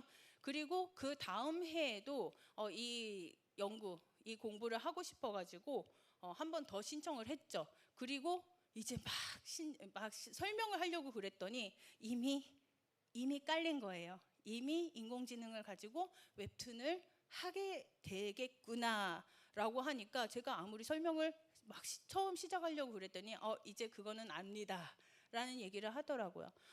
굉장히 빠르구나라고 생각을 했었는데 사실 이때까지만 해도 인공지능이 우리 현실로 들어오지는 않았어요. 직접 우리가 구현을 할 수 있는 그런 프로그램들도 없었기 때문에 이렇게 딱 와닿지 않았었는데 2022년 그러니까 작년 11월에 챗GPT가 이제 상용화되면서 사람들이 이게 가능할까? 그리고 미드저니도 그때쯤 해가지고 이제 사람들한테 서비스가 됐었고요. 초반에는 또 미드저니가 무료였죠. 30개까지는 무료로 만들 수 있는 그런 서비스였기 때문에 가장 먼저 인공지능으로 관련해서 이제 이미지를 만들 수 있는 가장 친화적인 그런 프로그램이었다라고 생각을 합니다. 근데 지금은 워낙 이제 많은 사람들이 이용을 하고 그래서 유료가 되었죠. 제가 지금 사실 이 책들을 만든 게요. 금년 3월에 책을 썼어요. 이게 어떤 거였냐면은 진짜 좀 말이 안 된다라고 생각을 하면서 이제 끼어들었거든요. 업이라는 유튜버님이 100명을 모았습니다. 100명을 모아가지고 우리가 2주일 동안 딱 2주 줬어요. 2주 동안 책 한 권씩 만들 거야 라고 했어요. 이게 돼? 라고 생각을 하고 그래도 이거 챗GPT를 가지고서 혼자서 뭔가를 하려고 그러니까 되게 막막한 거예요. 그래서 저한테 과제를 주는 것처럼 이제 저한테 미션을 준 거였죠. 이거 기회인 것 같아 라고 생각을 하고서 이 책을 만들었습니다. 이 당시에 이제 100명이 100권의 책을 만드는 그런 프로젝트였는데 결론적으로는 100명이 좀 안 되는 사람, 중간에 누락된 사람들도 조금 있었는데요. 결과적으로는요, 134권이 나왔어요. 134권이 그러니까 한 권 더 하고 싶은 사람들은 내주셔도 돼요. 2주 정도 더 드릴게요. 한 권당 2주니까. 그래서 제가 한 달 동안 이렇게 2권의 책을 만들게 되었습니다. 이게 가능했었던 이유가요. 이게 이런 이야기들도 많이 했어요. 이거 그냥 챗GPT한테 물어봐가지고서 그냥 책으로 뚝딱 나온 거 아니야? 이거 누가 못해? 라고 하지만은 실제적으로 이 책을 들어가 보시면요. 제가 그동안에 10년 동안 수업을 했었던 내용들이 이 안에 들어가 있거든요. 그리고 제가 10년 동안 그 학생들하고 같이 수업을 하면서 이제 스토리 빌드업은 이렇게 해야지 되는 부분들이 있어라고 하는 그런 부분들을요. 이 챗GPT한테 학습을 계속 시켰어요. 이거는 세이브 더 캣이야. 세이브 더 캣은 이제 15개의 단락이 있어. 그리고 웹툰은 이런 식으로 시나리오를 써. A 땡땡 뭐 먼 산을 바라보고 그러면서 이제 대사도 이제 제가 시나리오처럼 딱 적어가지고 자 들었지? 자 이렇게 한번 쓰는 거야 라고 하면서 1화부터 이제 차근차근 빌드업을 해보는 그런 시도를 한번 해봤었습니다. 사실 이 당시에는 초반이었기 때문에 이제 아무리 얘기를 해도 못 알아듣는 부분들도 있었고 좀 이걸 수정을 해야지 되는 부분들 그런 부분들이 굉장히 많았었는데 지금은 훨씬 더 업데이트가 되어서 좀 더 많은 그런 도움을 받을 수 있는 프로그램이 된 것 같아요. 그 과정에 대해서는 조금 후에 다시 한번 말씀을 드리겠습니다. 지금 스테이블 디퓨전을 사용을 하시는 분들이 계시는데 저도 지금 이 부분 그러니까 웹툰을 가지고 AI 만화를 만든다라고 하면은 저는 스테이블 디퓨전이 필요하다라고 생각을 하기 때문에 공부를 좀 하고 있어요. 왜냐면 그 웹툰에서 가장 중요한 거는 동작이잖아요. 근데 미드저니 같은 경우에는 이게 그냥 그 상황을 어떻게 해줘라고 했었을 때 우연히 나오는 뽑기라고 하죠. 그러니까 그런 부분들에 의지를 할 수밖에 없는데 스테이블 디퓨전 같은 경우는 컨트롤 넷이라는 그런 도구를 사용을 해서 동작 구현이 가능하고, 그리고 동작 구현을 한 다음에 이제 표정을 또 조정을 할 수 있기 때문에 좀 만화를 하는 데는 가장 더 친화적이어지지 않을까라는 그런 생각을 가지고 스테이블 디퓨전을 지금 공부를 하고 집필을 하고 있습니다. 근데 이걸 집필을 하면서도 이미 이 시스템이 2번은 업그레이드가 된 것 같아요. 저번 주에도 이게 업데이트가 됐거든요. 그래서 아예 그냥 그 처음 UI도 좀 바뀐 그런 부분들도 있었는데요. 어쨌든 굉장히 빠른 시간에 우리가 필요한 것들을 그 사람들이 만들어내요. 사실 이 스테이블 디퓨전 가지고 동영상 나오는 거 보셨어요? 그러니까 막 아이돌 춤추고 막 그 따라하는 거, 그런 것들 있잖아요. 그게 사실은 처음에 스테이블 디퓨전에서 이미지 투 무브라든가 텍스트 투 무브라든가 이런 부분들이 구현이 안 됐었거든요.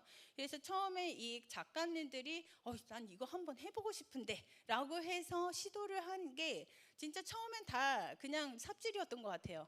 그냥 한 컷 한 컷 다 정말 우리 로토스코핑 하듯이 한 컷 한 컷 다 썰어가지고 얘를 학습을 하나하나 다 시키는 거예요. 그래서 초반에 이 영상을 만화처럼 만들어가지고서 춤추게 만드는 얘네들을 보면은 배경도 자꾸만 바뀌는 거를 볼 수가 있을 거예요. 왜냐면 한 장 한 장 학습을 시켰으니까. 근데 지금은 스테이블 디퓨전에서 애니 쪽으로도 이제 좀 특화해서 뭔가 더 쉽게 할 수 있게끔 만들어주고 있거든요. 그러니까 이게 진짜 어디가 마지막인지 전 사실은 모르겠습니다. 그리고 이 사람들이 계속 이렇게 주시를 하는 것 같아요. 우리 그 커뮤니티에서 많이들 연구들을 하거든요. 이것도 돼, 이것도 돼, 이거는 어떻게 해야지 돼, 이렇게 됩니까? 그러면서 서로 이 연구하는 것들을 공유를 하고 그럼 저는 이걸 이렇게 한번 사용을 해보겠어요 라고 서로 지금 공부를 하면서 업데이트를 하고 있단 말이에요. 그거를 계속 주시를 하고 계시는 거죠. 이 프로그램을 하시는 분들이. 그러고서 너희들이 필요한 게 이거였구나. 제가 공대를 다니면서 느꼈던 것 중에서 하나가 뭐냐면은 이 사람들은 사용자가 진짜 어떤 거를 필요하는지 거기에 대해서 깊이 고민을 못 하세요. 특히 창작력에 관해서는. 이분들은 근데 던지면 다 해주시는 분들이에요. 그래서 제가 공대를 다니면서 저는 이제 그냥 상상을 막 뒤집어 넣죠. 그래갖고 이게 될 것 같아. 그래요. 이게 왜 해야지 되는데. 그래갖고 저는 하고 싶으니까. 저라면 이거 있으면 하고 싶어요. 저는 이거는 돈 주고 살 거예요. 그런 얘기를 하면서 이제 연구를 하도록 막 이렇게 푸시를 하죠. 그러니까 이게 그러니까 공대생들의 그 마인드하고 창작생들의 마인드하고 그렇게 다르구나라는 것들을 좀 느낄 수가 있었던 부분들이 있습니다. 그리고 제가 앨범도 냈어요. 앨범을 지금 아마 검색을 하면은 벅스라든가 다 이제 보이실 수 있습니다. 얘가 별거는 아니거든요. 근데 인공지능으로 만들었어요. 얘를 지금 제가 시도를 한 이유는 굉장히 간단해요. 일단 저는 이제 학교에서 친구들하고 같이 졸업 작품을 만들어야지 되고, 그렇죠? 그리고 졸업 작품을 만들기 위해서는 음악이 필요할 수도 있고 사운드가 필요할 수도 있단 말이에요. 저도 이제 예전에 강의를 하면서 뭐 심심하니까 뒤에다가 백그라운드 뮤직을 어떻게 해서든 막 찾아냈거든요. 그것도 저작권 프리로. 분명히 저작권 프리라고 이렇게 검색해가지고서 넣었는데 어느 날 경고장 딱 날라와요. 이거 걸린대요. 왜 갑자기? 이거 나 분명히 찾아가지고서 했는데. 이게 확실하지가 않은 거예요. 그래서 어차피 우리가 지금 상업적으로 나갈 것도 아니고 우리가 작품, 졸업 작품을 위해서 그리고 어느 정도 그냥 샘플 웍이잖아요. 샘플 웍을 위해서는 이런 것들을 충분히 만들어 봐야지 되겠다라고 생각을 해서 제가 시도를 했었던 게 이제 인공지능으로 음악을 만드는 부분들이었고요. 예를 하면서 저는 진짜 이 인공지능을 진짜 클릭으로 뚝딱뚝딱 하는 게 아니구나라는 거를 정말 절실하게 느꼈습니다. 그림이나 글을 쓸 때는 늘 하던 거라서 그냥 이거 진짜 너무 쉬울 수도 있겠다. 다들 할 수 있겠네. 다 작가하는 거 아니야? 라고 되게 불안하기도 했었고 그런 부분들이 있었는데요. 제가 음악을 건드리는 순간 이거 정말 아무나 하는 게 아니구나 라는 거를 정말 절실하게 느꼈어요. 왜냐하면 저는 진짜 음악에 대해서는 문외한이거든요. 그냥 듣기만 좋아하지 노래방에 가는 것만 좋아하지 이게 음악이 어떻게 만들어지는지 저는 모른단 말이에요. C 마이너, D, F 들어보긴 했어. 장조, 단조, 박자 들어보기는 했어. 근데 얘가 어떤 것들이 어떻게 이제 뭉쳐져야지 내가 원하는 그런 음악이 나올지는 저는 전혀 모르겠더라고요. 악기도 모르겠더라고요. 장르도 모르겠더라고요. 아는 것만 알아요. 그래서 이걸 만들면서도 제가 아는 것들만 이렇게 클릭을 해가지고서 만들었었던 것 같아요. 그리고 지금 뭐 저작권 관련해서 조금 궁금해 하시는 분들이 있으실 것 같아서 잠깐 말씀을 드리면은 얘는 그 음악협회에서는요 인공지능만을 가지고서 만든 거는 등록이 안 됩니다. 그럼 제가 여기에 어떻게 등록을 했을까요? 네.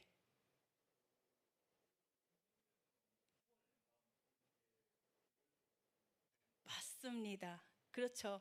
모든 것들이 그래요. 우리가 만화를 만들 때도 그렇고요. 글을 만들 때도 그렇고요. 인공지능이 그냥 내놓은 걸 가지고 그대로 만들지는 않아요. 그렇죠?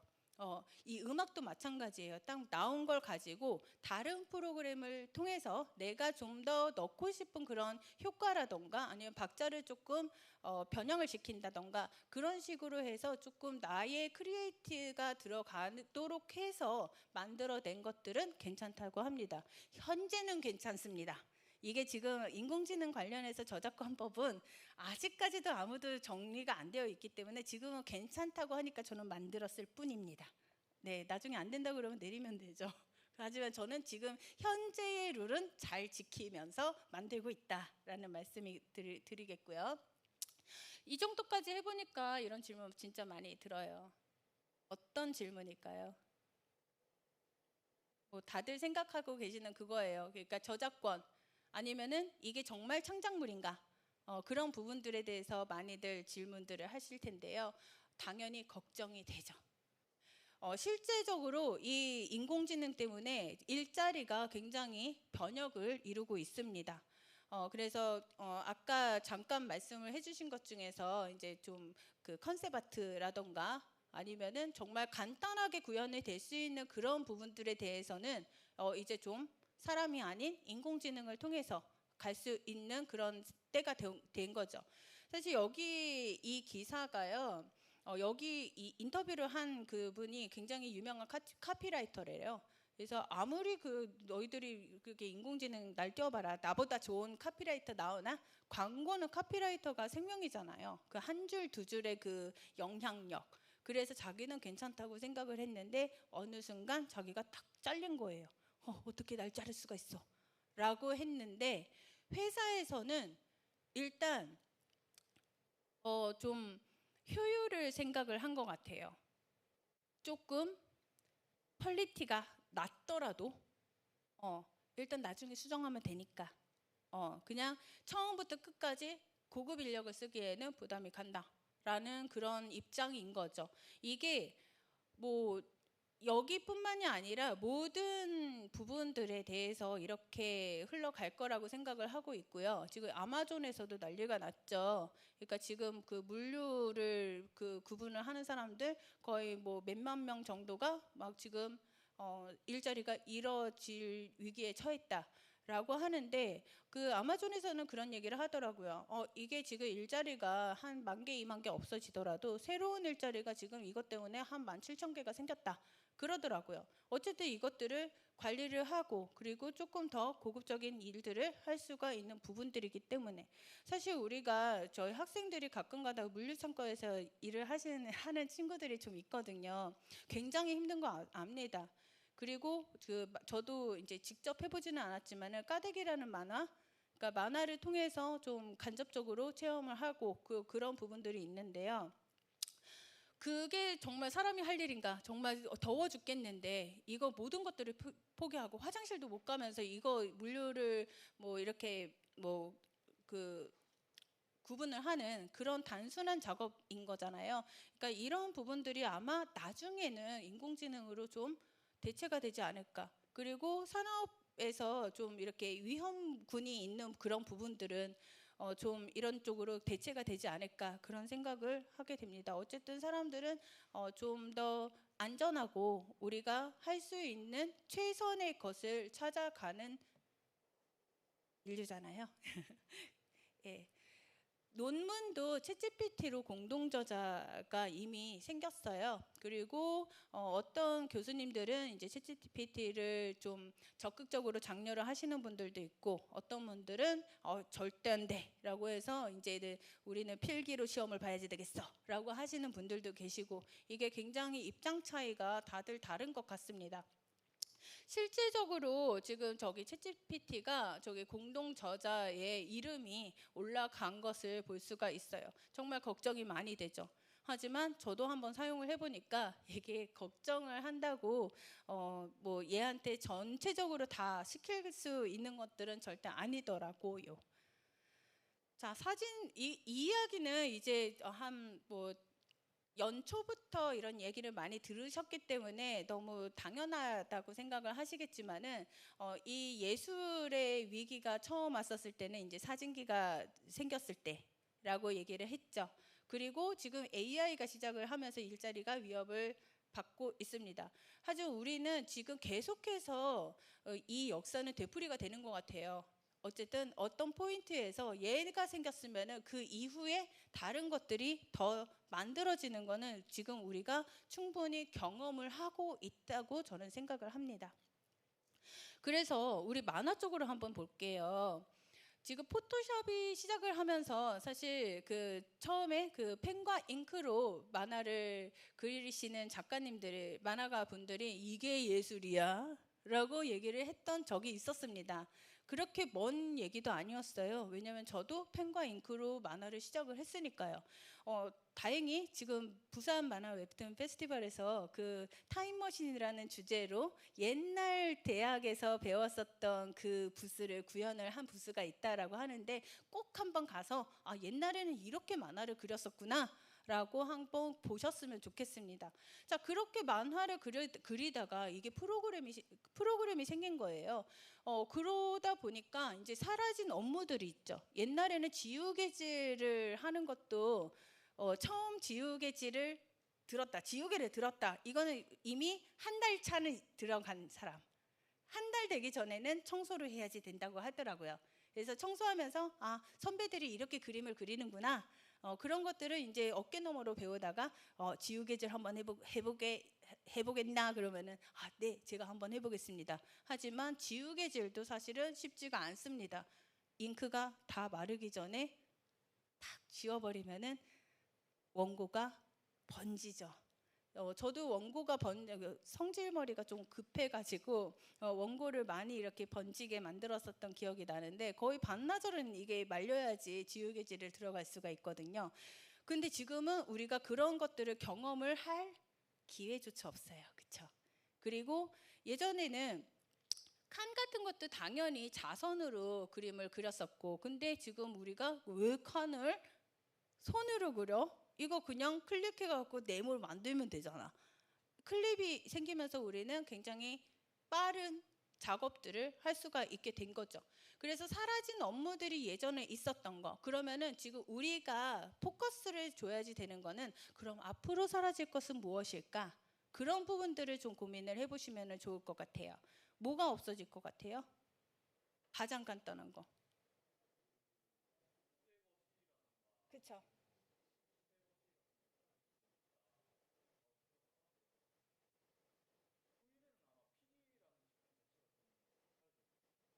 예, 정확합니다. 일단 밑색 같은 경우는 그냥 지정된 컬러를 붓는 거기 때문에, 일단 얘네들은 우리가 외주를 주더라도 가장 저가죠. 그렇죠? 가장 저가형으로 이제 외주를 이제 주게 되는 그런 부분들인데, 얘네들은 이제 사라질 것 같다. 그러면은 나 이거 정말 내 용돈하던 이런 잡무들이 없어진다고 걱정이 되죠. 하지만 이제 또 다른 것들이 생겨날 거다. 그러면 우리는 지금, 그러면 앞으로 생길 건 뭔데?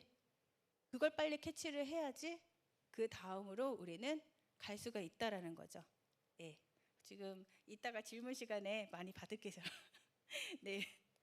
자, 지금 챗GPT나 그 인공지능한테 다 시킬 수 없는 가장 큰 거는 환각 현상이라고 하잖아요. 근데 참 모르겠습니다. 이 GPT-5를 발표를 하면서 아마 이 환각 현상은 없어질 거다라고 얘기를 하고 있거든요. 근데 아직 나오지는 않았기 때문에 이게 어디까지 믿을 수 있을지는 아직은 사실은 몰라요.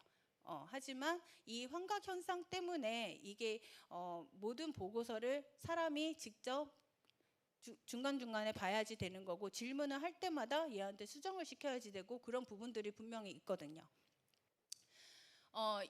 이 굉장히 유명한 사례죠. 조선왕조 실록에 기록된 세종대왕의 맥북 프로 던진 사건에 대한 일화, 혹시 들어보셨어요? 이거 굉장히 크게 한국일보에서 그 대서 특비를 했었던 그런 보도였는데요. 말이 안 되잖아요. 세종대왕이 어떻게 맥북을 받아요? 그리고 맥북을 던졌다? 그리고 여기에 너무 대단한 것들이 보면은요, 이 최환이라는 사람이 나와요. 있는지 없는지는 모르겠지만은 진짜 있는 것처럼 썼단 말이에요. 믿을 수밖에 없는 거죠. 진짜 있었나? 정말 아마 한 200년, 300년 후에 우리 후손들은 이게 진짜라고 생각을 할 수도 있을 거라는 생각을 해요. 예. 일단 이런 환각 오류에 관한 유명한 사례가 있는데요. 제가 한번 써봤죠. 이거 잘 안 보이실 텐데 제가 그냥 잠깐 말씀을 드릴게요.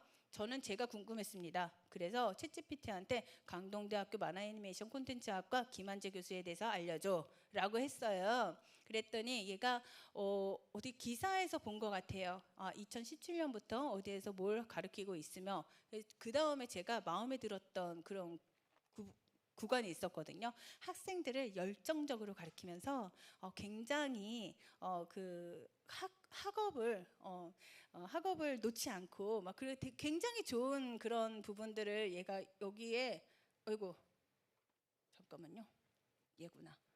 여기에서 저를 엄청 칭찬을 했단 말이에요. 그럼 저는 어때요? 기분이 좋죠. 그래서 물어봤어요. 정말이야?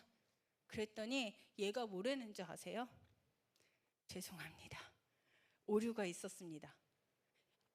무슨 오류죠? 저 여기서 진짜 일단 마음의 상처가 굉장히 컸고요.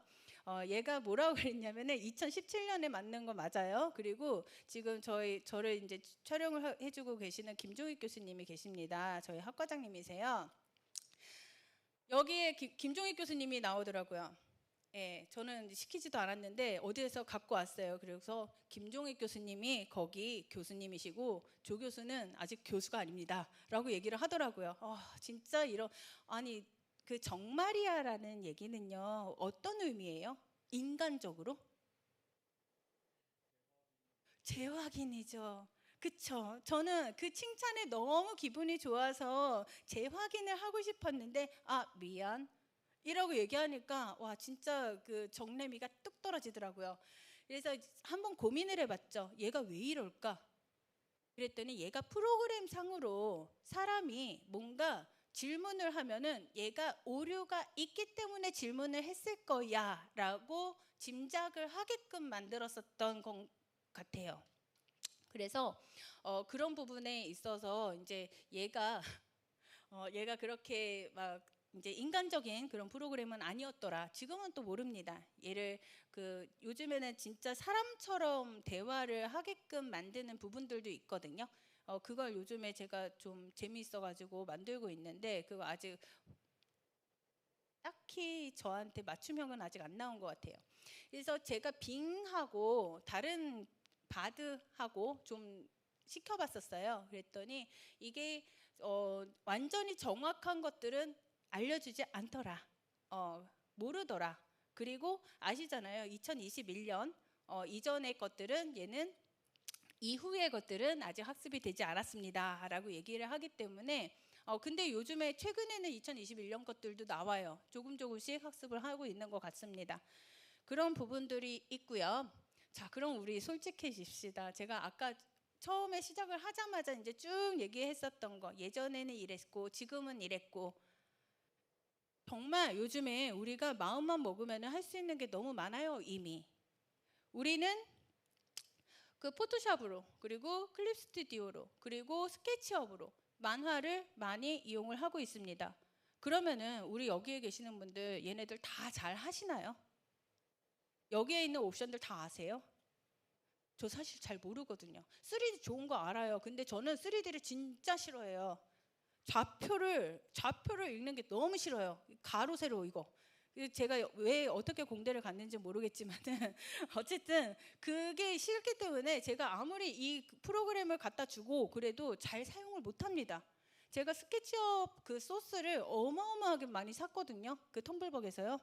거의 100만 원어치는 산 것 같아요. 근데 얘네들 다 못 쓰거든요. 그럼에도 불구하고 이제 마음의 위안을 갖는 거죠. 언젠가는 내가 이거 잘 쓸 수 있을 거야 라고 생각을 하면서 모든 것들을 이제 좀 위안을 삼으면서 이 프로그램들을 제가 깔아놓고서 사용을 하는 것 같습니다. 지금 여기에 계시는 분들이 얘네들이 분명히 우리가 웹툰을 만들고 애니메이션을 만들 때 필요한 거라는 거는 누구도 부정 못해요. 하지만 여기 있는 거를 우리가 진짜 다 아시는 분들이 계시냐는 거죠. 그거 아니거든요. 특히 아까 사진 얘기를 했지만은 이 그녀의 사생활 요 드라마 보셨는지 모르겠지만 덕질을 위해서 백통을 들고 다니잖아요. 혹시 여기 사진 좋아하시는 분들 계세요? DSLR 좀 하셨다라는 분? 제가 덕질을 참 많이 했기 때문에 저는 카페도 운영을 했었던 경력이 있습니다. 그러니까 카페직이었어요. 카메라. 근데 처음에 제가 카메라를 샀을 때 전혀 몰랐어요. 얘가 렌즈가 어떤 건지, 미리가 뭔지, 35mm가 뭐야, 50mm가 뭐야, 80mm가 뭐야, 망원은 뭐야. 그냥 멀리 있는 거를 찍을 수 있다라는 건 알아. 그렇지만 이걸 잘 모르는 거예요. 근데 그때 당시에가 제가 좀 이렇게 어렸었기 때문에 이제 그 돈이 많지가 않았거든요. 그래서 렌즈를 하나밖에 못 사는 그런 때였어요. 그래서 어떻게 했었냐? 그 인터넷에서 엄청 검색을 하죠. 어떤 사진이 내가 딱 원하는 그 사진을 찍었던가 그 렌즈를 찾아서 한 3개월을 고민을 한 것 같아요. 그래서 이 렌즈로 찍은 게 진짜 좋았어 라고 해서 제가 처음 구매를 한 렌즈가 85mm였어요. 여기 계시는 분들 아실지 모르겠지만은 이 85mm라고 하면은요, 제가 증명사진을 찍으려고 하잖아요. 제가 여기에서 그 상미 선생님 이 거리에서 찍어야지 증명사진이 겨우 나와요. 그래서 어디 놀러 가는데 제가 사진을 좀 많이 찍었었거든요. 그래서 이제 한 4분이서 이제 단체 사진을 찍어달래요. 야외에서.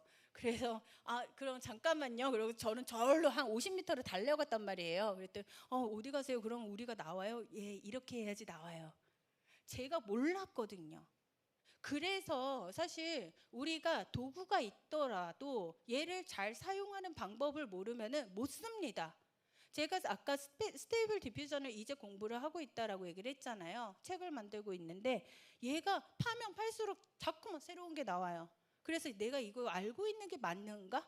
라는 생각이 들 정도로, 그래서 얘를 완전히 파악을 하지도 못하는 상태에서 계속 공부를 하고 있는 그런 중인 것 같습니다. 미드전이요? 저 미드전이 가지고서 지금 정말 안 하는 게 없거든요. 이따가 좀 보여드리겠지만은 별거 다 했어요. 그럼에도 불구하고 새로운 거 계속 나와요. 얘를 사용을 할 수 있는 그 매뉴얼 자체가 없거든요. 그러면은 지금 저나 여기에 계시는 분들이나 거의 비슷한 입장이 아닐까요? 얼마 되지도 않았거든요. 아까 말씀드렸잖아요. 저는 작년 11월부터 시작했다. 아직 1년도 안 됐어요.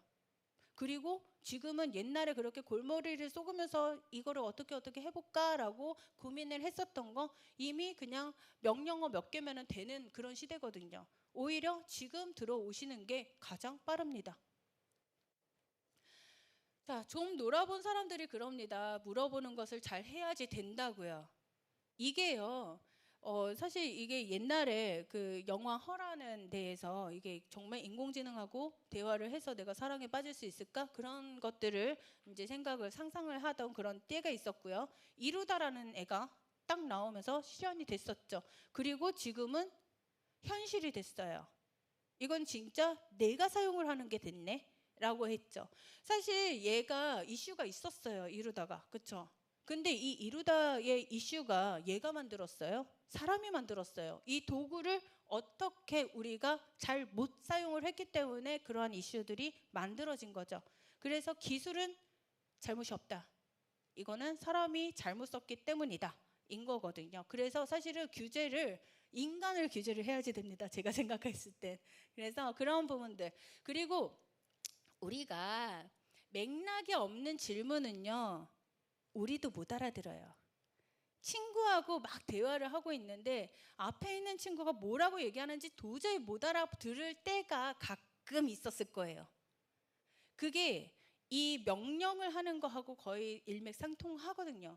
그래서 얘한테 좀 구체적으로 얘기를 해야지 되는 거예요. 여기 계시는 분들 뭐 교수님들도 계시고 뭐 대표님들도 계시고 그리고 작가님들도 계시고 그러는데 아마 협업을 하면서 이런 부분들을 좀 느끼신 적이 있었을 텐데 같이 커뮤니케이션을 하면서 왜 이걸 못 알아듣지? 왜 얘는 내가 이렇게 얘기했는데 이거를 같이 안 갖고 오는 거지? 왜 이걸 못 하는 거지? 라고 생각을 했을 때 내가 잘 질문을 하고 내가 잘 명령을 했는가? 그거를 한번 짚어봐야지 된다라는 거죠. 얘도 마찬가지예요. 제가 학교에서 그 학생들하고 이 챗GPT를 처음 한번 사용을 해보자고 했어요. 분명히 저는 가이드를 제시를 해줬습니다.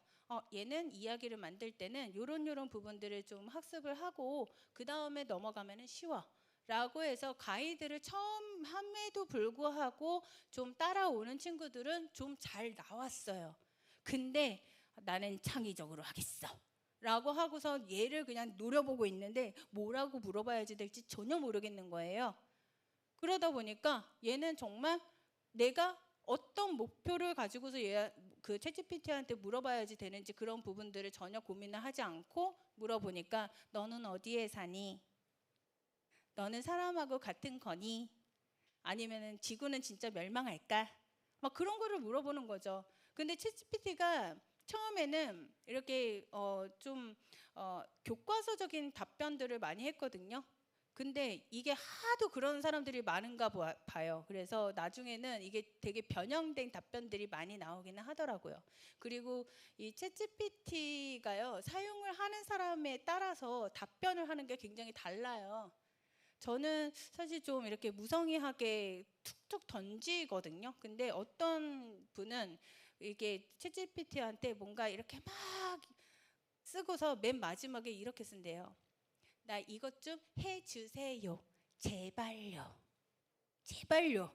그래서 이분이 말씀을 하시기를 왠지 제발요로 끝나면요, 얘가 굉장히 자세하게 상냥하게 가르쳐 준대요. 자기의 느낌인지는 모르겠지만 그런 식으로 이 챗GPT하고 대화를 하시기도 하더라고요.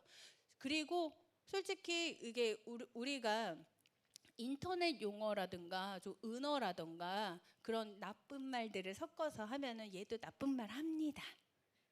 말 놔요. 그런 부분들 재미가 있는 그런 부분들이 있는데요. 이게 좀 그 개인화된 비서를 만들 수 있는 지금 최적화된 시기인 것 같아요. 지금 챗GPT4가 업데이트 되면서 거기에다가 그 개인화 명령어를 아예 설정을 할 수가 있게 되었거든요. 그래서 그런 것들을 보면은 내가 질문을 하는 거에서는 꼭 어떻게 답변을 해줘라는 그런 부분들이 있다라고 합니다. 나중에 기회가 되시면은 좀 뭐 많이 사용을 해보시면 좋을 것 같아요. 일단 제가 이것저것 많이 했다라고 말씀을 드렸는데요. 일단 여기에 나오는 요 이미지가요, 인공지능 미드저니를 사용을 해서 만든 표지예요. 그러니까 이게 아예 그냥 인공지능과 만화라는 컨셉이었기 때문에 이게 가능했었을 텐데요. 일단 얘를 만들면서도 사실 제가 100% 미드저니만 넣지는 않았어요. 수정을 할 수밖에 없는 부분들이 있었더라고요. 요 당시에는.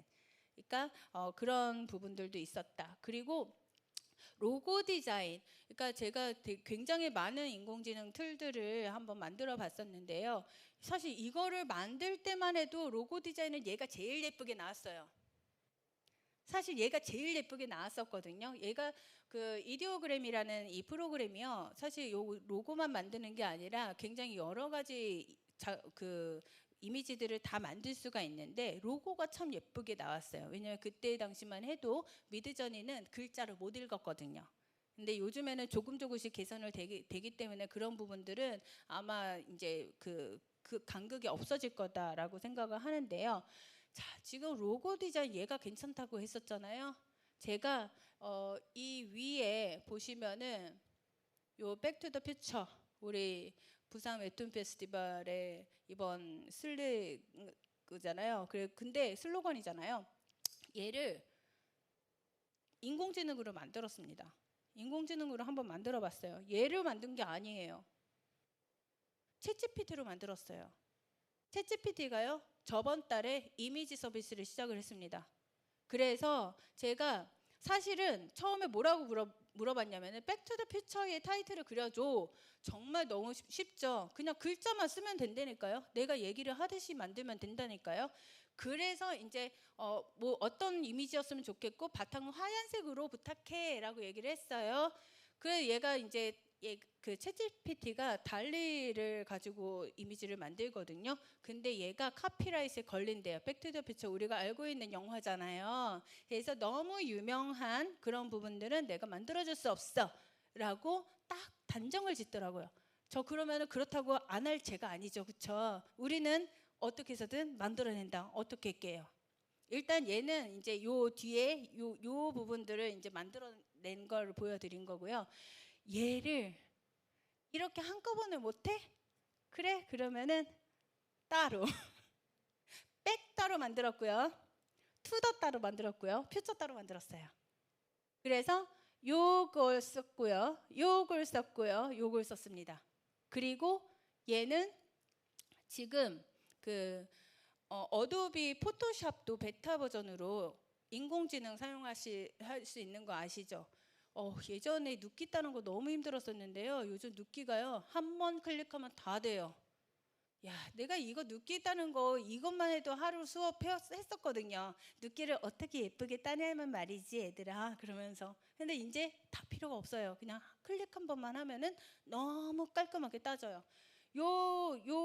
이 윗부분에 있는 요 지저분한 애들 있잖아요. 걔네들 다 포토샵에서 조금 몇 번의 클릭만으로 만들 수 있는 그런 이미지가 됐습니다. 여기 요 레이어 보시면 딱 알겠지만은 자, 그리고 이제 여러 가지를 한번 시도를 해보는 거죠. 그래서 대전에서 무슨 디지털 아트 대전 있다라고 해서 이제 거기에서다가도 이제 그림을 제출을 했더니 예쁘게 액자를 만들어 주시더라고요. 그래서 진짜 와, 이게 액자를 가지고 내가 소장을 할 수가 있네? 그게 굉장히 매력적이었어요. 그 저작권 관련해서 이제 얘는 뭐 어디다가 쓸 수 있느냐라고 얘기를 하지만은 지금 현재로서는요 얘는 저작권 없어요. 지금 여러분들이 그냥 가져다 쓰셔도 돼요. 제가 터치만 안 한 거면은, 제가 터치를 한 거면은 그 터치한 부분에 대해서는 제 거래요. 그러니까 이거를 아마 제가 여기다가 터치를 했었으면 어딘지 몰라가지고서 못 쓰실걸요. 그런 부분이 있어요. 근데 얘는 지금 100%란 말이에요. 얘는 가져다 쓰실 수 있어요. 그러면은 이게 우리가 앞으로 얘를 어떻게 사용을 할 수가 있을까? 우리 가끔가다 굿즈 만들고 싶을 때, 어디에다가 무슨 이미지 넣고 싶을 때 많잖아요. 그럴 때 쓰시면 되죠.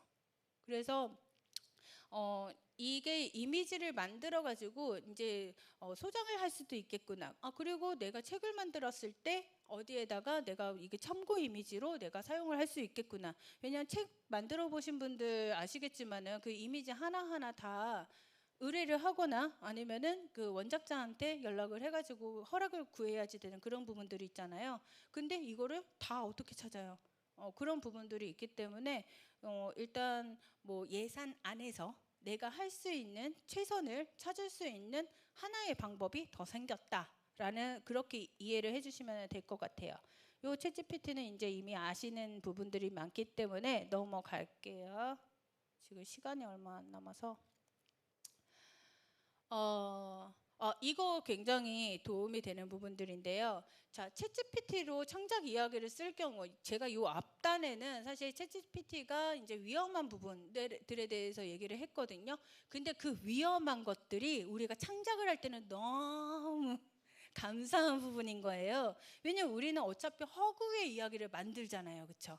우리 판타지가 70% 이상이라고 합니다. 판타지는 현실이다? 아니다. 아니죠. 그리고 판타지를 만들 때 사실 그 하나 우리가 비껴갈 수 있는 것 중에서 하나가 고증이잖아요.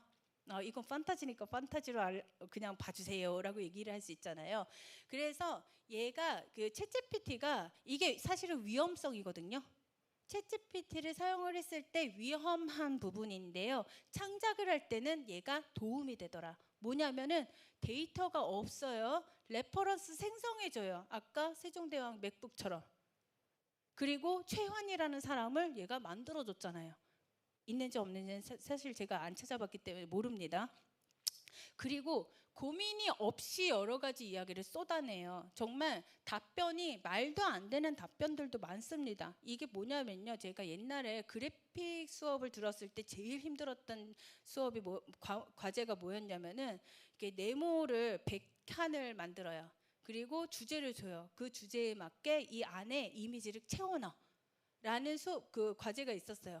신나죠? 이거 못 채워? 그러면서 한 23개까지 막 만들었어. 그 다음에는 생각이 안 나. 와, 이거 나머지 70몇 개를 어떻게 채워? 그러면서 정말 말도 안 되는 것들을 막 넣었는데 그 시간이 어마어마하게 많이 걸렸거든요. 얘 챗GPT 인공지능은요. 시키면 시키는 대로 그냥 다 해요. 말도 안 되더라도 해요. 어떻게 해서든 만들어줘요. 그러면 우리는 고르면 돼요. 고르기도 하고 얘가 만들어낸 그 답변 중에서 이거는 어떻게 변형을 하면 써먹을 수 있겠는데? 라는 게 이미 우리는 알아요. 우리 작가님들이잖아요. 그래서 이게 그렇게 사용을 할 수가 있다. 그리고 신뢰하기 어렵지만 이야기는 만들어져요. 판타지잖아요. 그래서 이게 창작 이야기로 쓸 때 굉장히 도움을 많이 받을 수 있다. 선택은 작가의 몫이지만은 창작의 시간에 혼자가 아닙니다. 뭔가 누군가 나하고 계속해서 이 아이디를 주고받을 수 있는 대상이 생겼다라는 거예요. 내가 뭘 질문을 하든 짜증내지 않고 뭐든 만들어줘요. 짜증 안 내요. 그러니까 가끔 가다가 이제 친구한테 내가 이야기가 막 막혀. 전화하죠. 야, 내가 이번에 이런 스토리를 만들려고 하는데 정말 생각이 안 나. 넌 좋은 생각 없니? 라고 하면은 사실 이게 굉장히 긴 시간이에요. 전화를 했잖아요. 요즘에 뭐 하고 살았니? 그래 우리 너무 보지를 못했구나. 막 그런 식으로 이제 처음에 풀다가 이제 스토리를 얘기를 해야 되죠. 그러면 스토리를 들은 친구는 그 스토리를 또 고민을 해야 되죠. 그리고 거기에 대해서 코멘트를 하죠. 근데 그 코멘트가 우리가 다 받아들이나요? 안 받아들여요. 그래 고마웠어. 다음에 우리 한번 만나서 맛있는 거 먹자. 그리고 또 끊고 다른 친구한테 전화를 하죠. 시간이 너무 많이 걸립니다. 그 과정이 필요가 없게 될 수 있다라는 얘기예요. 일단 요것도 넘어갈게요.